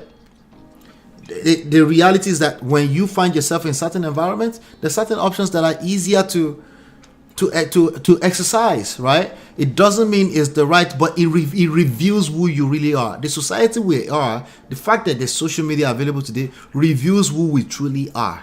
That's the reality. It's not that, oh, somehow the whole world is getting destroyed. The world has always been the way it is, right? But we are coming out, shout out to come out. We're coming out in our true colors, and that's what civilization does, right? So now back to the whole your point. Your comment here is this. This was your comment. Your comment is that she got a good one and lost him, and then you put a period. There's context in what you said. It's not just the good one, right? When I said Tyrese is a good guy, nice guy, there's a different context in that. What I meant is that this person is not trying to be evil. That doesn't mean they can't create evil results. They can, out of lack of competence, not knowing what they're doing, create bad results. But inherently, they're not a bad person. But when you use your sentence, when you say she got a good one and lost him, period, that discounts the fact that something was wrong with that marriage, not Tyrese, with that marriage, right? Now, when Tyrese put icing on the cake and come out and para on the internet, I have the freedom to assume, right? Not judge him, but assume that, oh, if you do just 1% of what you're doing right now in that marriage, that marriage not going to feel last. In fact, you will confuse a lot of women. They will even start blaming themselves. This is when women say, I start to question, she said, knock. I start to question my own decision making. I thought I was wrong. Women will start saying that to you, right? Because they're actually trying to do, quote unquote, the right thing. But the real issue was there, right? marriages that crumble, right? It makes sense that at least one of the party felt like this came out of nowhere. Like nothing was wrong, everything was fine. She just filed for divorce out of nowhere. I hear that so much. At some point, I have to say, no. If this was a scientific lab, we have to look at that and say, no, something was wrong. We need to keep working to find out what was wrong. As opposed to what? It can be something that was wrong. No, something was wrong. And Samantha is buying into that. Right? She wants to come and say, well, but people can see through the hypocrisy. They can see through it. Because they're like, no, but you left. You are still asking for $20,000 for child support, right? So you can't, like, are you confused or something? So even me, I have to read in deeper into her and say, no. The person, when Elede, right? You try to save Elede from Poto. Could it work? Right? The more she tried to save Tyrese, the guy dragged her on top. Because she's pandering. She's trying to do, quote unquote, the right thing. Again, right and wrong does not belong in this world. There's too many layers of emotionalism going on. There's too much going on. She needs to calm down and go back and do the work. She can't skip through the work by saying, I hold myself accountable. She needs to get through the divorce, right? So again, I get, just based off of conduct of Tyrese, we have an idea of how he handled himself whenever it doesn't go his way. We have an idea. And then when somebody shuts down, this lady is keeping a lot in, she's not saying a lot. Right? When somebody is not saying a lot, right? They control you like a puppet, right? So she might shut down a lot too. Maybe when she's angry, she shut down in the marriage. That's not good either. Right? But sometimes that's people's personality. They tend to go into a corner and not want to say anything, right? And from the Tyrese, he wants to say everything. A person that wants to say everything, and the person that tends to just like leave me alone for now. Marriage, they work. It's lack of skills. It's not about good or bad person. If you don't know how to back off, if wife say I don't want to talk right now, and you say no, the way I was raised is that we must talk everything before we go to bed. See, surface that makes sense, right? Yeah, so that the devil does not creep in. But the way emotions work, could it last? You have to learn how to back off sometimes. You leave some things room to simmer, right? And that's why I keep saying, it's not a matter of good or bad guy. It's a matter of no skills. You don't know what you're doing. And it's even worse if you've done it a few times, but you never calm down enough to say, maybe there's something to the way I conduct myself, right? Every chance he gets, he drags the mother of his kids. I want to end like this, right? But Ben, if something happens, right? Do you have it in you to jump on the internet to drag the mother of your kids, even when you feel like you didn't see it coming? It's just out of nowhere. Do you have that in you as a person? We are raised differently. So it's a no. So you don't have it. We are raised differently. So you don't have it. Of course, I don't have it. Right. But that doesn't mean you are discounting it. People can't do their things the way they want to do it. It's American thing to go to the internet and put everything there. It's American. No, there are many of them that they are wise enough. So many of them wise enough they will never engage in such behavior. I agree. Oh my God. So many of them, they will never engage in such behavior. Let me give you a news flash, because I want you to say something. You know, most of Tyrese's friends are avoiding him. Are you aware of that? They're mostly Americans. You know they are avoiding him, right? That's their thing. That's probably why he's crying out. Look, Mr. La, I'm not like maybe super defensive of Tyrese. Yeah, I just don't want us to go. I just don't want people to take that narrative that once divorce happened, the man is probably a terrible person in the marriage or something. And what got me with Tyrese's own is that I can't find exactly what he did. That's just my own thing. No, it's Samantha, you're not getting my point. I'm sorry. Justice, No. justice for Dotun. You know what? This is what they, Brother Ben, what they are laughing at is your comment. Your comment on the screen is what they are laughing at. Yeah, justice for Tyrese. Justice for Dotun, justice for Tyrese, justice for Kanye West, justice for Donald Trump, right? No, seriously. You see, when I called in right now, if you have told me that, Ben, you probably missed this. Tyrese has done this during the marriage. He has done that during the marriage. I'll just say, oh shit, he got it coming. But no, let internet now. If Tyrese have really done some stuff, let me say this. TMZ and all these other guys. Let me say this. Dig it out. He might not be the best husband. He might not even be half what we thought he is. But let's look at Samantha herself. The girl, the lady is in that marriage for the money. That's just all I see. She's in for the money and for the fame. She coming out now saying, I wouldn't have done that, blah, blah, blah, is because she's probably not getting the attention she used to get when she was rolling with him. But I just don't want people to just assume that. No, but you just did. That's okay. But it's okay that you have that opinion. It's okay that you have an opinion. Let me say this, right? It's not that, it's none of those, right? When Tyrese made, again, very quickly, pulled out his phone, everybody, please come to the court where they can actually judge, right? This in the court is where they judge, right? That's why they say who is right and wrong. We don't do that here. We analyze emotional nuances here. That's what we do here. So if he's conducting himself a certain way on the internet, I have to look at that and say, Baba, if you do 1% of this in the house, that marriage cannot last. Right? I agree.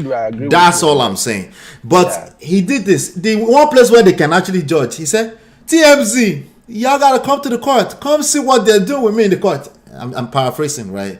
And my American accent sucks, of course. Like, you know, guess how many people show up to that court that day? Nobody. They don't care. The society does not care. I don't know if you know.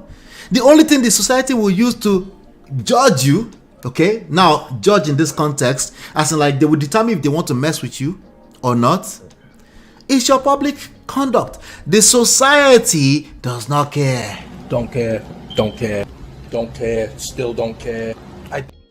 Even TMZ no show up to the court because Tyrese give us more than enough content to say, Baba, this is how you behave, right? The people in his comments that are supporting and all that kind of stuff, a lot of people are pissed off at the $20,000 stuff, right? But the way that works is that the lawyer will say, we need to see everything, all the income. We're going to ask for $20,000 for you. You might not get all of it, okay? But you know, when this regular society, when they see that in the news, you know what they say? They say, she's asking for $20,000. Why is she asking for $20,000? Then they now dwell on the part they can relate with, which is to drag her.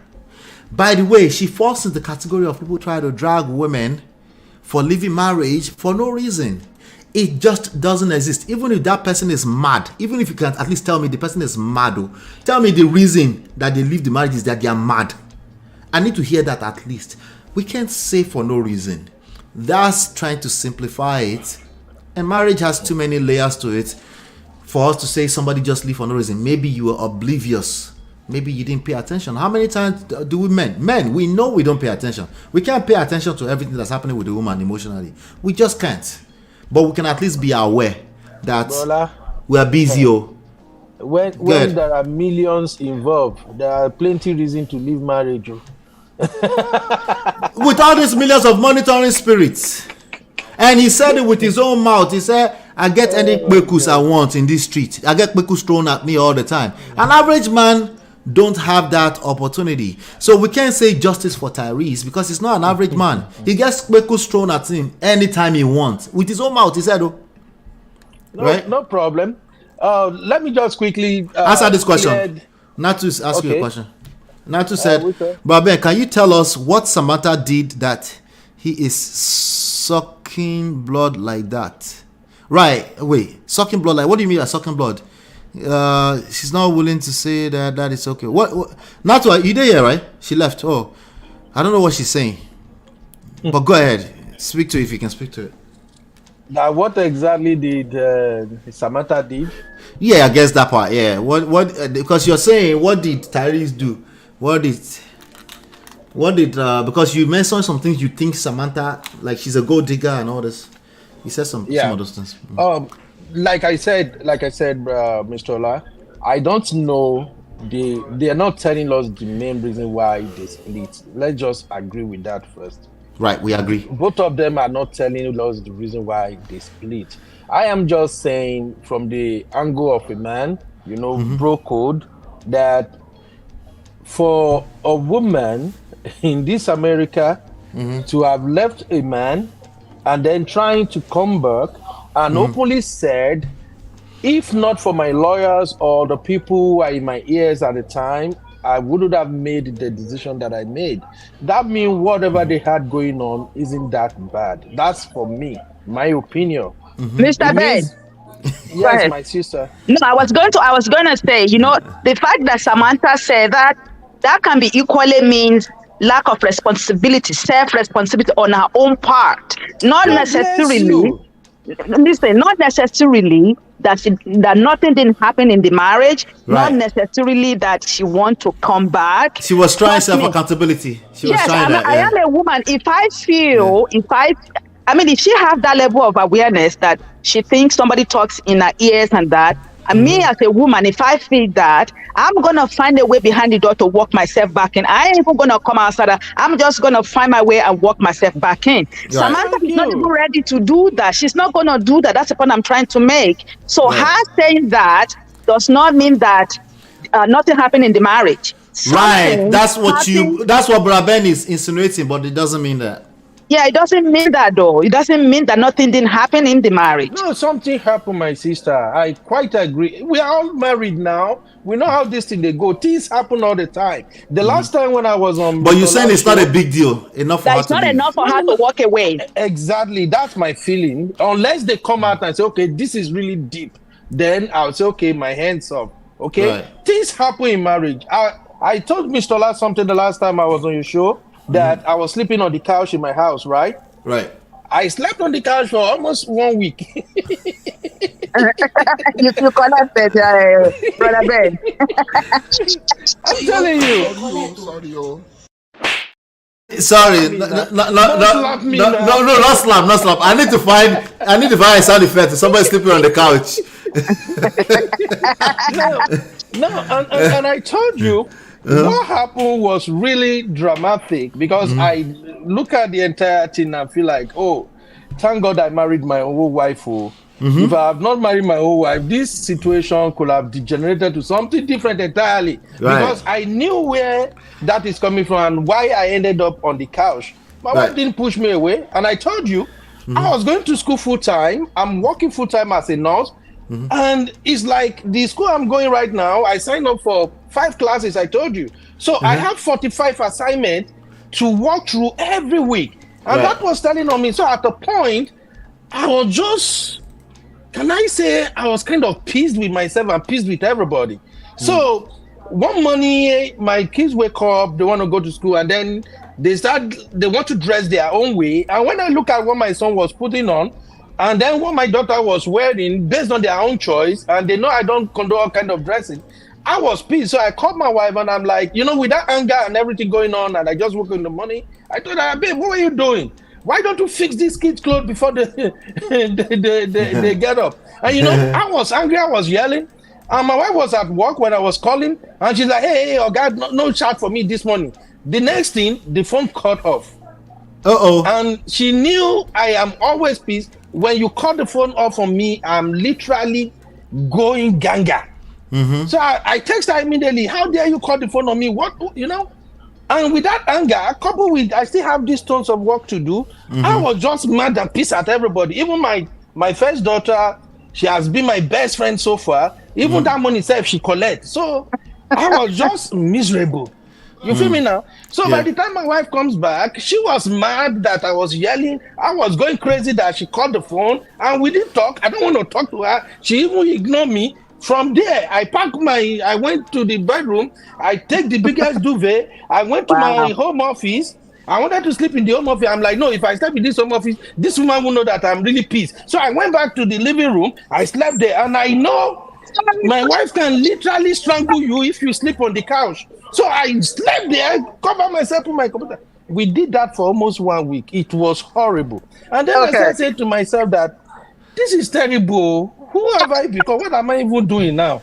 You know, now, if my wife had not been the woman who knows that, okay, this Ondo man don't they colo this time, let me just bone, I not just get in time, in fact, you know, that could have led to something. That would have even, she might have imagined that, oh, this guy is trying, he's playing a game around me. So all I'm saying in essence is that we all know that marriage is not perfect. Stuff happen at times. And it's about people trying to understand your partner, read their emotions, know what is going on. So that's just all I'm saying. So when I look at Samantha's case, Brother Ben, I'm always like, Brother Ben, my sister. that is God. Ben, let me say this. Let me be clear on your point so you can know that I understand you. What you're saying is that things happen in marriage, but whatever happened was not good enough for her to leave, according to her admission. That's your point. Thank you. That's just it. God bless you. All right, good. So now I am saying you are wrong, she's wrong, Tyrese is wrong, everybody that's supporting Tyrese, they are all wrong. Okay? Yeah. That's why I said she is pandering, right? The reality is that whatever happened was enough for her to leave, and she left. That's the reality. Can we agree that's the reality? That's their reality. Can we first of all agree on that? Okay. Yeah, of course. Can we agree that even in Africa, some of our foremothers, not my direct mother, right? Some of them, instead of them to yell back at you, they will just sleep with the boyfriend next street in the same village. You will never know. Some of them, they find out later on, and it's like, oh, Rashiri, everybody is smelling. There's rumor around the village. That happened too. Can we all agree to that? They just didn't go to divorce because there was no divorce. Okay, good. Human beings are human beings. Whatever the reality is what I'm trying to get men to face. I just want men to learn how to face reality. The reality is that whatever happened in that marriage, not necessarily her fault, not necessarily his fault, was good enough that she left. If she comes back 3 years later and she said, well, it wasn't that good enough, I shouldn't have. The reality is that you left. There's a discombobulation, disconnecting what happened in reality and what you are trying to say in the spirit of pandering to yourself. She is trying to gain public sympathy. It did not work. Period. And it did not work for Tyrese because Tyrese showed himself on top. Right. It still did not work. So as men, women can afford to fantasize and say, I should have. As men, we can't do that. We have to see things as what they are. Right. Including the fantasy part of life. We love fantasies too. Women love fantasy. But we need to see it as it's fantasy. Oh, we love it. Don't try to eliminate. Don't try to remove fantasy from our life. But that thing that happened for a reason. I know you say you should have left, but you left. As a man, I can't afford to not pay attention to the reason why you left because it can repeat itself. Now you are talking because Tyrese, I think. No, but you're saying opposite of it. You're saying no, she lost a good one. No, that's not relevant. It is. If she said I wouldn't have made that decision, that means she don't compare. That's discover that I think Tyrese is better than what I'm getting now. No, this is the moment. Ladies, don't get triggered. This is the moment where I said don't follow women. These are the moments. You can't follow what she's saying in that moment. She left. You forgot she dumped him. We need to pay attention to why she dumped him. Not I shouldn't have. I shouldn't say, oh, now, hey, I'm a good man. No, it's not relevant. She left. Somebody invaded your country as a general. They now said 5 years later and said, I shouldn't have invaded. Wait. There was a security breach is what I'm concerned about so that this doesn't happen in the future again. That's what men do. Anyway. Right? Men will say, what happened? Where was the crack? I'm not worried. Yeah, I'm always a good guy. Of course I'm the good guy. That's why you're still loving me. But everybody's good. But why was there a breach? What was the crack in my marriage? That's the focus that men we need to be focused on, not looking for every opportunity that women say celebrate. It's good. We enjoy when they celebrate us, but we can't afford to leave our doors open for the enemy like that. And I think Baraben keeps skipping the place where he keeps saying that he's going back to go save his marriage. What was he going to go and say? If somebody tells you that you tell somebody, oh, I'm running to go and save my house, what's happening in your house? Is your house on fire? Is there a flood that you need to go rescue the things in your house? It means What's they going on? already have something going on. Something is going on, and that's why he wanted to go and save it. You cannot conclude because they decide not to talk about it. Let me tell you something. I have a friend that the marriage ended, right? Only myself, the friend, and the husband knew what has been happening till today. And people are faulting her because they felt the guy was a good guy. They had an issue and she was quick to run out. But let me tell you what happened that people didn't know. That guy was giving her silent treatment in the same house for months. And he's still a good guy. But that will run a person mad. Natu, let me back you up a little bit. I'm sorry, Natu, to cut you off. What you just said right there is golden. You know why? And it's go back to being a nice person has nothing to do with competency. Because up to tomorrow, I'm not lying.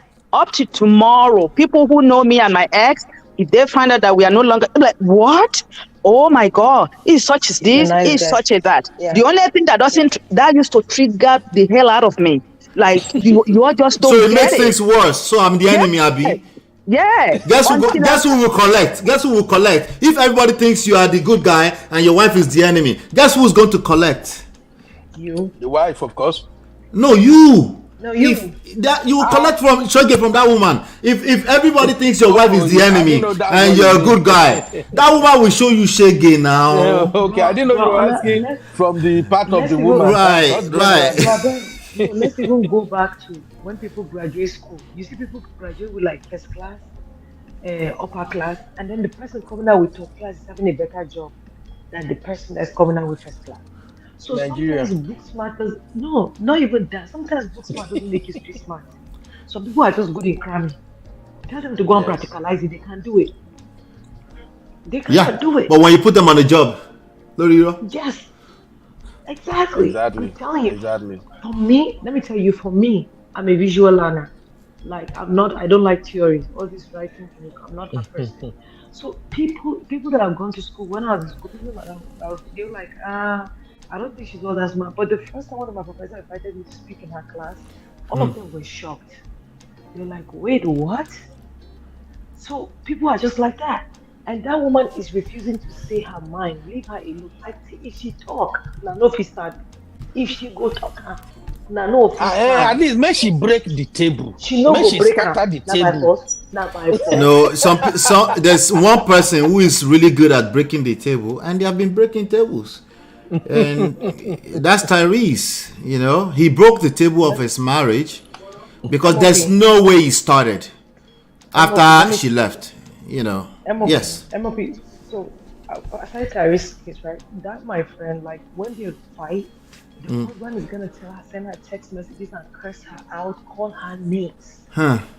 So the day they had to like sit down with the pastor, and the pastor saw this thing, he had to tell the woman to give them space so that he talks to the guy because it was too much. And what the thing he asked the lady is like, how have you been holding up to this? Because she wasn't telling anybody.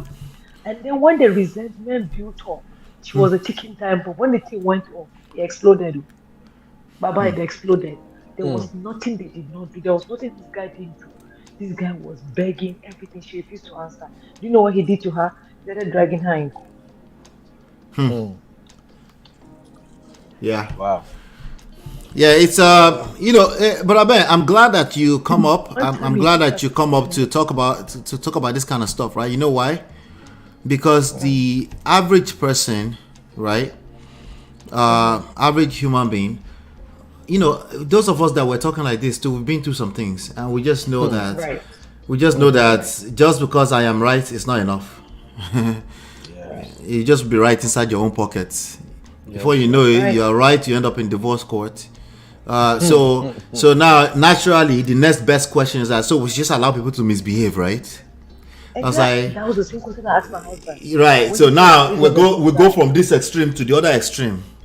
There's in real life, everything is happening in between. It's not on the extremes in real life, right? Good people, when you go to divorce court in any city, there's tons of good people that are exchanging kids, right? Some of them become bad because, for example, a person that's saying, let's exchange the kids at police station. Yeah, they become bad because when people feel wronged, right? Like I always say, the only thing you do to evil people is you become evil to them. It's just natural order of things. But your children are involved, right? Yeah. So if it was that simple, nations would be destroying nations. The nations are always analyzing policies and stuff, military policies. Something they said, no, we don't, it's not worth it, we leave it alone. People up to today will say, Yankee know the answer to waiting they happen for Niger, unless it's, well, because there's too many vested interests. We have to prioritize, right? Your marriage is happening, things are happening, you're arguing with your wife back and forth, and it's a consistent stuff, right? Yes. At some point, you say, my ego, manage my ego. Let me see what she's saying, right? Even if you do that, I would say back off, don't do that too much because you will lose yourself, right? You will still come back and resent that. I said, understand why you are doing that. You're actually looking to gain your power. When you're able to listen actively to another person and understand beyond just what they're saying, behind the scenes, everything, the full context, when you're able to do that, that's what we call the general. That's the person that most people, like everybody does not become the general, but when you become the head of a household, you are accountable, right? You're expected to be accountable. You can't play tit for tat with your woman. Nope. It will not work.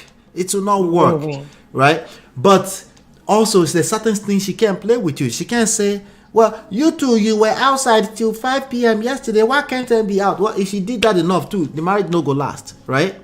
No. However, it's not the specifics of the rule. What it comes down to is that she feels safe and secure. And because she's a part of our social construct anyway, she will let you get away with murder just because she feels safe and secure. If she doesn't feel safe and secure, right, to you might not see what's going on. It might even not be your fault. It might be something traumatic from her childhood. Baba, she go leave you. And that is a reason why she left. It is a big reason. It is huge. Right? If something happens in there, let's say something that happened in Olaleye's home, Dr. Olaleye's home, there are women that will never come out and say this is what happened in our home. Yeah. Because it's a sense of shame for them too. It's shameful for them now. Many men, their wife cheat on them. They've gone over it. They moved on. They will never talk about that because it tampers with his own sense of ego as well. Like, why would I want to come out and be making noise about that? But women do that. One thing about those kind of people, even they don't talk about it, but then there's a certain way they treat their wife. Because it depends. It depends. If there's proper healing, if there's proper purpose-driven healing, maybe not. But you're right. A lot of people just brush things over, right? And then they will show that person shiggy later on, right? Okay. Well, to answer Brother Ben, right? Brother Ben, if I were Samantha, I would leave too. And let me tell you why I would leave. I don't want to stay with a man that I cannot talk to. Like, if there are issues, we can't talk about it. Are you assuming that she couldn't talk to Tyrese? No. Yes, I'm assuming that. I am assuming that. I am assuming that. No, yes, let me tell you why. It's obvious now. Come on now, Brother Ben. Very obvious. It's very obvious. Every time he wants to set up ring light. Every time. Oh. No. Yeah. But you know they were married for 4 years or something, right? No, 1 year. They were not married for 4 years, so. No. The baby was 1 year old. Were they married for 4 years? No, the baby celebrated her birthday. Not even. I think they said 5 years together, didn't it? Yeah, maybe together. What I read about, they were like 4 or 5 years together. The reason I put that out is because my sister is saying there that maybe Tyrese is not ready to talk. If the man is not talking, no, not Tyrese is not ready to talk. Tyrese has been talking. What are you talking about? Tyrese has been talking. Tyrese can talk. No, I said the lady is not ready to talk. Tyrese has been talking. He's a talkative. I'm telling you. I'm Tima saying it that Tyrese is a talkative. And he's been saying rubbish. And he has been saying rubbish. Oh, He's been Jesus. saying rubbish. Women, no. Let me tell you something, brother. Let me tell you something, brother. Out of all the things that my husband does to me, right? There's one particular thing that he does that like turns me on. And if I want to talk to him about something, even if it's on his phone, he'll flip the phone upside down and face it. Do you understand what I'm saying? Like, Yeah. even if he's not listening to me, the fact that he did that, Yeah, it's courtesy. Courtesy. you know what Yeah. I'm saying? But Mhm. every time there's a fight, even if you want her to change that child support to 20,000, you're not gonna scream on the internet for her to hear you. No, it's gonna get worse. Her, have a talk with her. It's But just you're gonna doing get that. worse. If I was Samantha, I'll move that into 50,000. If you want to scream all the time, I will move the baby to 50,000. Yes. You want to talk? See, you want to talk. You want to find something to talk? I will give you. That's what's happening to him. That is what. Oh my God. I'll tell you. Let me get some MOP, last 1 second, words. right? 1 second, right? Okay. This Speak louder. year- I thought you were fading. That's why I was talking. Sorry. Oh, Yeah. this year is gonna be our 7th year in marriage. Let me Congrats. tell you, the last 2 years have been one of our best. And let me tell you why. Because everybody has decided to fight that. Right. When the other person is talking, the other person wants to listen. Right. But for those who have 5 years that everybody wants to talk on top of their voice, we've never won on that one. Like nobody has ever won that. And you know the best thing about that. Not to let me tell you something. That 1 year that you just mentioned is bigger than all 5 years together because it's like everything else in life is about the quality of your relationship, not quantity, right? Not number of years. It's quality. You will feel like you might once in a while you might like, where have I been? But you're having such a good time that you forgot that those 5 years existed unless you're telling a story or so. It's the quality. When I was talking the other day and Debbie was chasing me, saying, go and cook for your husband. Like when I say I'm living my life, as long as there's something in the fridge that my husband will chew, he'll tell me you don't have to cook, go and rest. And it's a big deal for me. You understand what I'm saying? But before, if I don't cook one day, next week you say, oh, you didn't cook the whole of last week. It was just one day, bro. Right. Yeah, you know why? Because our brain does not calculate based on actual numbers. It's the experiences. The moment we've come down, everybody started. But I bet you're laughing. Our brain does not calculate it like that. Our childhood years, if you remember our childhood years, our teenage years, it felt like it was 50 years. If you try to remember your teenage years. I'm laughing because oh sorry, Mr. Olagon. when I was living in I lived in Noah between 92 and 96. In my head it feels like 40 years. Because of the impact of those period in my life. 4 years. Yeah, I was laughing because Sister Natu mentioned food. And it'd be like, I need to know Sister Natu husband. It'd be like, send me and that bros now. You're on the same page. You're in the same chat group chat. We come from. No, don't come and pollute my husband, please. No. Before I woke up today, I wanted to make rice and beans. Before I woke up today at 8 o'clock, this man has made up monosoy. I just told That's him, what I'm talking about. I said, hell yeah. Is that what you want to swallow? You get it this morning. I made it. So life is not that hard. Let me say this real quick, right? But Ben, let me say this real quick. Yeah. You see your conduct, even we've never met in person, but even the way you talk, the way you're open, and we can have conversation, even when we disagree, right? That is much more powerful in sustaining a marriage than a person who is always correct. They don't miss a beat. Okay. They're never wrong. Okay. But they must get it in. You must you must hear my truth. Get it. I want Shalaye WhatsApp group. That issue is a skill matter. It's a life skill matter, Nikki. Or romantic relationships alone. It's a life skill. They call it soft skill in the real world, right? Yeah. It's a real. It's not a matter like I don't know how to spell it out to people. I think you keep telling me, you go Shalaye tire. There will never be enough evidence. Lie. And the additional thing to what you just said Ola, about Brother Ben was when he was talking, he was able to describe the incident and how horrible it is for him because he recognized that period of 1 week was not a good time. So with this kind of men that we are talking about, they don't care if there's a good time or not. They just want to be right. They just were like, she's wrong. Exactly. And then you're gonna come here and tell me there's nothing wrong in the marriage? Really? Even when you yourself cannot even see within yourself, like, ooh, that 1 week was just awful. That feelings right there, you would not want that week to repeat That's itself. feelings, yeah. That Being able to identify those feelings, yeah. Yeah. Like, okay, it's not necessarily somebody was wrong or right. I had good intentions, but that funky moment. No, I don't agree with that. Yeah. Like, you know what?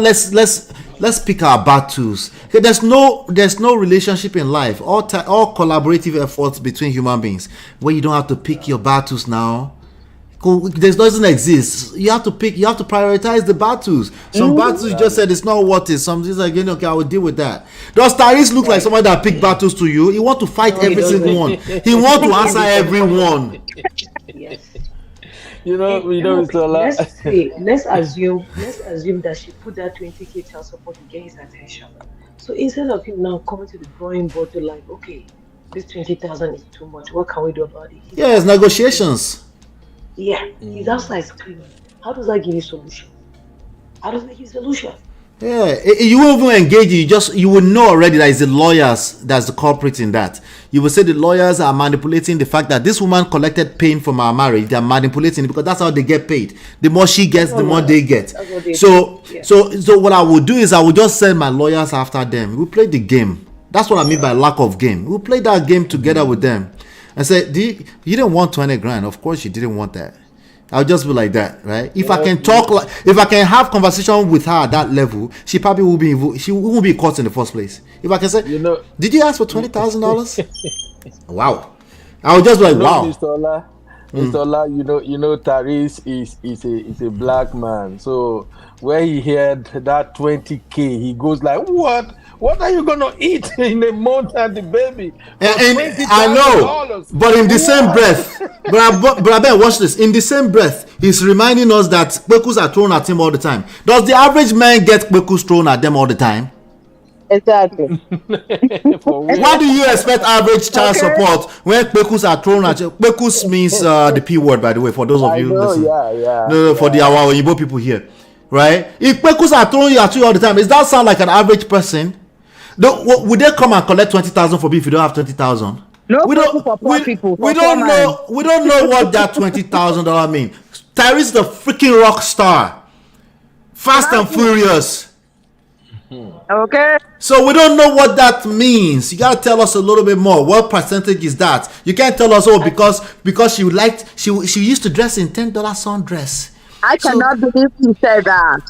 So because she used it's what I have is unpopular opinion, but that's why most of them end up in that same poto precisely because they can't think beyond the obvious. Absolutely. Yeah, brother, let me explain Tyrese to you, right? Tyrese is all those rich men that go to the village to go and get a 3K. That they would think that they want to groom and coin her into their own kind of woman. He didn't go to Hollywood to pick any of the celebrities. Not alone. He was trying to groom a girl from the Bronx. I agree with that. And the fact that the girl refused to be... Did you hear the girl talk? She's straight from the Bronx. That girl is from the village in the Bronx. Yes. He's upset. Samantha. Yes, Samantha.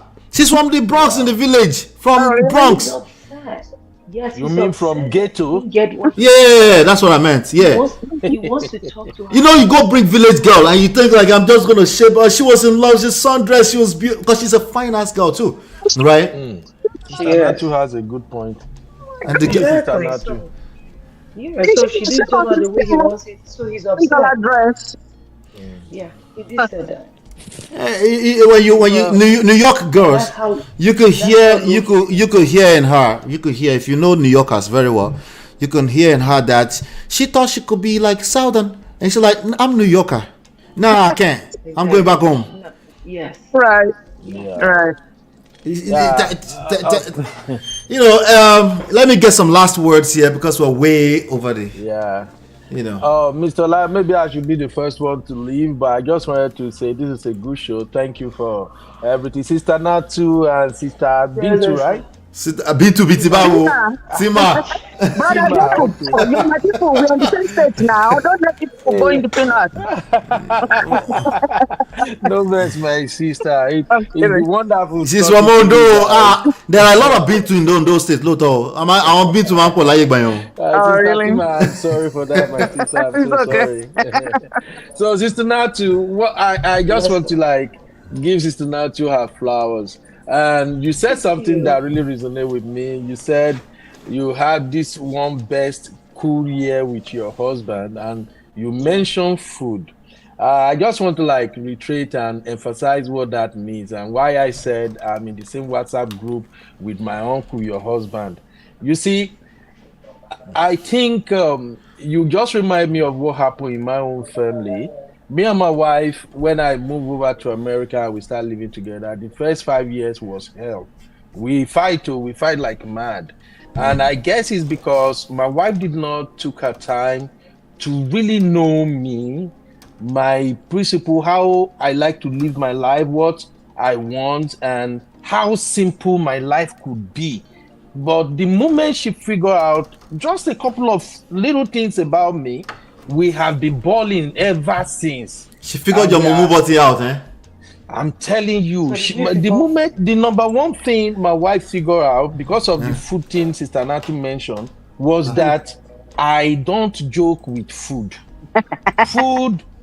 Food is my number one deal breaker. She knows. And why is that? I am the type that I don't eat out. I don't eat out of the house. I like my food being prepared in the house. Home cooked. Yeah, put it in the freezer. I have no problem with that. I'm not this burger-less other kind of guy, you know. So the moment my wife figured that out first, that, hey, this guy like food, because I can literally fight you from now till tomorrow if food no day. Oh, we have been having super moments since then. To me, is the biggest. And the moment she figured it out like this, oh, we don't do roller coaster since. So as far as I wake up, I see where I go see my food eat. Any other thing, a minor thing. So, Sister Natu, you did a great job right there. I just wanted to give you credit for that, my sister. Mr. Ola, thank you very much for having me. It has been a wonderful day. My guy, anytime. Tima, you're welcome thank anytime. You so much. Thank you, Brother Ben. You're welcome right, anytime. Bye. All right, so who wants to go first, ladies?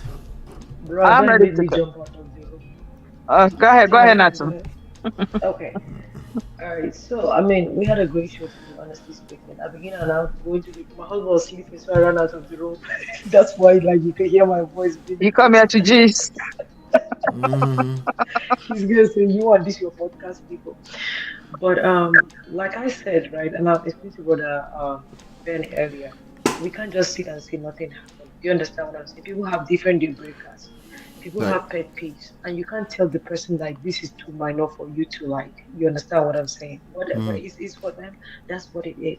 And also, like I said lastly, that this guy wanted to get somebody that he can groom. That's why he didn't go to Hollywood to get a wife. Nobody knew Samantha before he married her. Nobody knew her. So, but because it didn't turn out the way he wanted to be, now he's out on the internet, wants to trash her out because he didn't get what he wanted. But what he should understand is that he's acting like all those people that goes to all these places, if they fire them from a job with their elbow and be doing, you know what I'm saying? If you go to a job and you didn't do what you're supposed to do, they're going to fire you and somebody's going to take over. So the fact that he had the balls to leave is what is making him go crazy. Yeah, how dare you? That's what I'm hearing. How dare you? I was the good guy, man. Exactly. You know how many of these girls will want me? How dare you? Exactly, but you don't tell us you're the good guy. And like Tima said, good guy doesn't mean competent. Do you understand what I'm saying? Yeah. I've seen people that are fine ass to the brain, but when you give them work to do, it's just trash. It's just trash. So that's not what it is. And not every man is called to be a husband. Not every man is going to be a good father. You understand? Like Jim Ike said one time, he said he was a good ass father, but he said he was a horrible husband. Right. He owned up to it. He still said it on the new TikTok podcast that they have coming out. Yeah. Yeah. Yeah, because he knew he failed. Yeah. So when people learn to take account, this is his second marriage. So if it happened the first time and they say maybe it's the woman's fault, this is the second time, whose fault is it? The woman's fault again. Something is wrong with you, sir. This is your second Something marriage. is off now. Yeah. And even that girl that he's dating now, that's always on the internet supporting him when he posts, That one seemed like trolling in the Instagram chat. girl now. That one she will that one will soon collect too. That will After she collect gets her fame, Oto. after she gets her fame from him, she's Uh-huh. gonna leave him too because once she's gonna find out he's a toxic person. See, a man that cannot sit down and talk with his woman every small thing want to go out and scream, it's a problem. Yep. It's a problem. It is a problem because you guys are gonna be co-parents forever. But for you not to think that you cannot sit down and have a sensible conversation with her because your child stays with her. But every time you want the internet in-laws to come and judge, okay, you have a problem. Yeah, Go like and what's the wear motive? Why are you talking to the Yeah, internet? just go and wear skirt so that we will know. Just go and wear skirt and die. No, I didn't say that though. Say, hey, don't tell my guys to go No. and wear skirt. No, he should. That's not a masculine energy.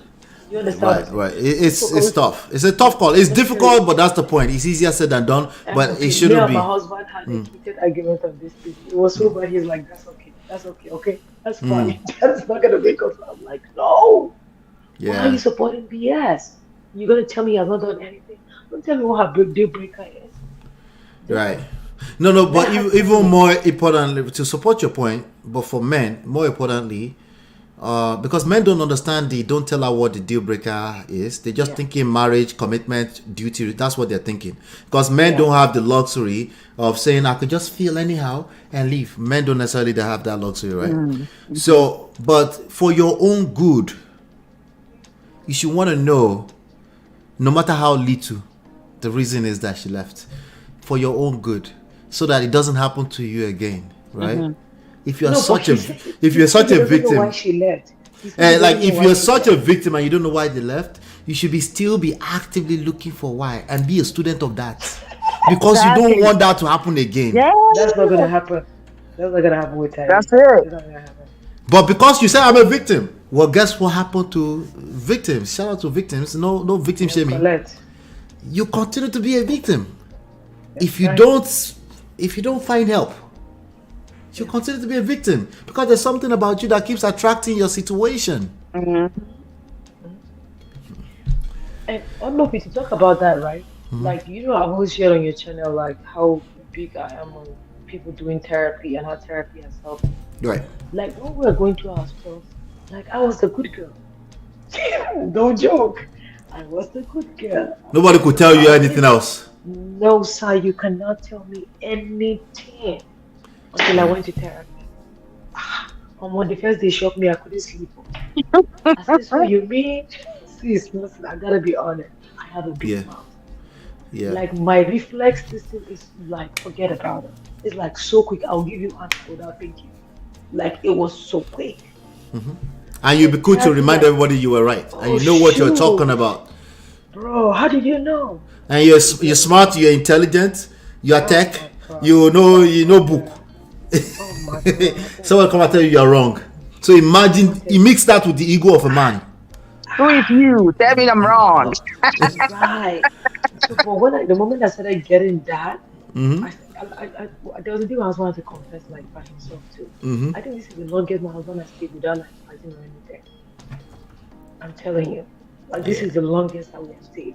But that's how much therapy does to you. Like you can't keep talking all the time. You want to text yourself and say something horrible to the other person.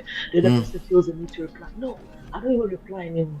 If my husband was so upset about anything, he send me a text message, I'm like, we can't fight over this. Or I don't even reply. I just ignore.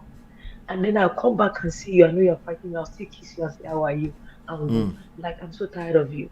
Like, inside of me, something wants to say something. But no. Because you're working on yourself and know that you're also not a perfect being. There's something about you that the other person is not doing. But for you to come to the internet and say you don't know why she left, bro, you need a doctor. So one, two things, right? Two things on that. You came to the internet and you don't know why she left. It means two things, right? It means you're a victim, which means you're not competent. You can't. You should be the leader of a family, right? It means that woman is evil, right? Good riddance to bad rubbish. You should be happy. You should be negotiating how she can live in peace, right? Or you can say, no, this is just getting too much. This is our society. We need to save our society. You can't even save your own family. Baba, stop capping. Stop the cap, okay? And I want all the internet to come and rescue him. Yeah, and you need all of us come and rescue you. Like, I beg Oh you. boy. See, when he said that he doesn't cheat, right? I started laughing. And let me tell you why I laughed. Because I said, okay, so now it's okay if me and my husband have a fight. He's like, I don't go anywhere because that man does not go out of the house. Yeah. So you can be like, okay, because he's staying at home, he's a good guy. No. Yeah. So I should be able to get away with anything. Exactly. That does not justify it. That doesn't justify it. Yeah. But God will help. We will continue the conversation another day. Thank you so much, right. Natu. We'll talk soon. Yes, sir. Have a good night. Good night to you. Good night, Abdul. Thank Oh, you. and I saw Gracious in the chat too. Hi, Gracious Greatness. Yeah, it was he's tackling Brother Ben there with the food obsession. All right. Sister Tima, thank you so much for being here. I appreciate you. Oh, anytime. Thank you so much for but I'm gonna say this. One thing I'm taking home today, this evening, is that because I think I have the idea of what that was, but I don't have the name for it. Right. Like is that the competency of a person? Competency, of a skills. person. Just having the skills. That skill of how to do things. We are one is better than the other one, and so for me, it's like now if I'm looking at you, depends on the environment that we are or what you are doing. Right. You as a person, it will be different from what I'm looking at you doing. You understand what I mean? Yeah, you can see it with more grace and empathy more than the person is just evil and bad. You can see that you can give you some grace, some level and that of will grace. not take away from him or her being a good person or not. No. It's just that okay, maybe this one is not just your area of expertise, you know. It's just you don't know what you're doing. It's okay. That's all right. Which is fine. I don't have to be triggered with all of that, you know. And then at the same time to look at myself, to give myself grace, like I'm not good at everything. There are some things that but for things that I want to be good at and I'm not, so I will know how to go about it and work on it. And just for my own benefit. You understand what I mean? But I want to say this, that a man or a woman, right? Whether you're in a relationship, you're about to be in a relationship, or you're looking for a relationship, right? Everything starts with you. Everything starts with me. You, yes. Right? Yes. Let's start from there. Because within me, me as an adult, I want to be in a space where I recognize that I'm not perfect. If I'm doing something that is not of the quality of what I want to see myself doing, I want to call myself to order before somebody call me to order. Absolutely. Right? So me as an adult, when I'm doing that, whoever I'm going to be with must be doing just, I don't want any person where it's going to be a tug of war, or I have to remind you all the time, or I have to forcefully move you to where I want to be. No, it's not sustainable anyway. All of that is just, we are not going to be doing all of that no more. And the more that will consume all your energy. The energy is supposed to be an enjoyed thing. Oh my goodness! That becomes manipulative at that point. Yes. Yeah. So that's what I'm taking away for tonight. Thank you so much. Awesome. Thank you so much, Sister Tima. I appreciate you. Talk soon. All right. So we did that. Yes, Gracious Greatness is a guy. That's my guy. Good to see you, man. More Fresh is not cheating. Is only one thing out of a million other things he could have done wrong. Self-reflection is vital. That's a good point. Marriage is not a competition. It's not. It shouldn't be. A lot of people are going into it as competition, and it shows in how they comment on these topics on YouTube. It shows in how you comment on YouTube. So that's a very, very good point. If you notice that your comments, your rhetoric always tend to come from a gender war standpoint, these women, these men, you're telling on yourself. Okay, it's letting you know. Okay, I always tell people that you're a walking red flag and they should probably watch out for you. Okay, and so hit that like button, share, subscribe on your way out. Here's what I have for the mommy's boy, Jimmy. You guys don't really watch the small videos, so I might slow down a little bit on the small videos, but these live sessions are live, so I enjoy it. I love the interaction. We'll continue to learn. I'll make sure I label them properly. We'll spend our energy labeling them, But we'll still drop some here and there, and then some of the short stories too. But let's say this. Tyrese is not a competent man when it comes to running a family. Not only is it confirmed by 2 failed marriages, but the way he conducts himself on the internet. Precisely, he's right. The obsession with he doesn't believe that he's right, which is why he feels the need to do shalaye, right? We can't trust that. Society at large can't trust that. How much more a woman who is under your covering, supposed to be under your covering? If they don't feel safe and they run away, they run away. It's not necessarily your fault. If the woman comes out and she starts pandering to you because she's trying to reflect, and she says, well, I could have been a little bit more patient, we can still learn from that without saying that that marriage needed work. That marriage, it's not a matter of marriage is perfect or not. That marriage had something that was significant enough to destroy it, and that's precisely what happened. So just because it was significant enough at emotional level and not tangible, you never cheated, you were never abusive in words, right, does not mean the other person did not feel a sense of abuse, right? But let's say, no, she said, no, he was not abusive, does not mean they didn't have issues from their childhood, right? But if you keep saying the other person must be evil or bad for that to happen, you open yourself up to attract the same situation all over again. This time around, it will still come from another blind spot, because there's 360 at the end of the day, right? It will just come from another blind spot, and then you will end up in the same bottle again, and then you will still point fingers. All of your energy will be spent pointing fingers. Every single time you'll find yourself in the same situation. You see that chick that he's dating right now? Just guess. I don't know. Okay? But I know enough about human behavior, right? Majority of the affection that Tyrese is showing is only on camera, even for that one. Okay? Just like Nikki said, right? The same person on camera is not the same person in front of the camera. She did not want to deal with that anymore. She didn't want their kids. Nikki Thot, she didn't want the kids to have to deal with that. She wanted them to have their own life. She said once a week. She tried to negotiate. The person that's supposed to be the man in the equation could not negotiate. They would rather succumb themselves to manipulative tactics. What is manipulative? Right? You know that your marriage has fallen apart, but your obsession is really the YouTube thing, right? But why are we going to believe Nikki and not believe Jamie? It doesn't even matter. There's more than enough telltale signs here. Why are you going to wait until they tell you everything before you can see telltale signs? Is this not why divorces are happening everywhere? Don't wait now. You're not a judge. You can seize other people's situation and learn from it. They can't conduct themselves in public. There's no way they can conduct themselves properly in private now. It's not. They might not even see that they're doing it. So it's not even a shot at them, right? It's a matter of lack of competence.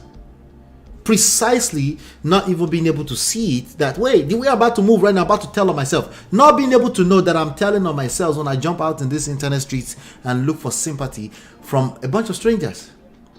I don't even know what's really going on because I never told them what happened. Well, I know I told them, but she's not telling. He's still looking like Boo Boo the Clown on the internet. Listen, I'm aware it's unpopular opinion, but maybe consider it. Think about it deeply, right? Just think about it a little bit deeper than surface level common sense, right? Every marriage that falls apart has a real reason. Something tumbled it, capsized it. Something was big enough, maybe emotionally so, to capsize it, right? Sometimes I tell men, you don't need to listen to women, right? But there's context to that. Because a woman, anyone, you can learn from anybody, anyway, right? So there's context to when I say that. If a woman comes and she's trying to hold herself accountable and say, I shouldn't have left that marriage. You as a man should say, congratulations, here's candy for holding yourself accountable. But I want to watch out for myself so that I don't mistakenly, like Tyrese, attract you. Okay, not you, but your kind of situation. So because the damages are done 5 years and you're now regretting, I don't want to even be in that space at all. What was inside that? Your question should be, what was happening inside that marriage? Even if you want to, as a guy man, you want to exonerate Tyrese as a guy man, bro code, right? If you want to do that, you should be like, but come here. I know you okay, Motigbo, you held yourself accountable and you regret it. But that man still lost his family. What could he have learned that I should learn? That should be your angle to the question. That should be your angle to whatever you can learn from that. You don't learn from that and say, well, he lost a good one. No, you lost your family, my dude. You lost your family. That's a fact. There's a child involved in that. It doesn't mean it's your fault. It just means it's something you should pay attention to. Okay? All right. So I appreciate all of you. Hopefully, you've been enlightened and educated. Do me a favor. Hit that like button on your way out. Share, subscribe. Turn up your notifications. Tell everyone that we're here hanging out. I'll be back tomorrow 5 p.m. Okay? Hopefully, you've been enlightened and educated. I'll see you on the next one. Peace.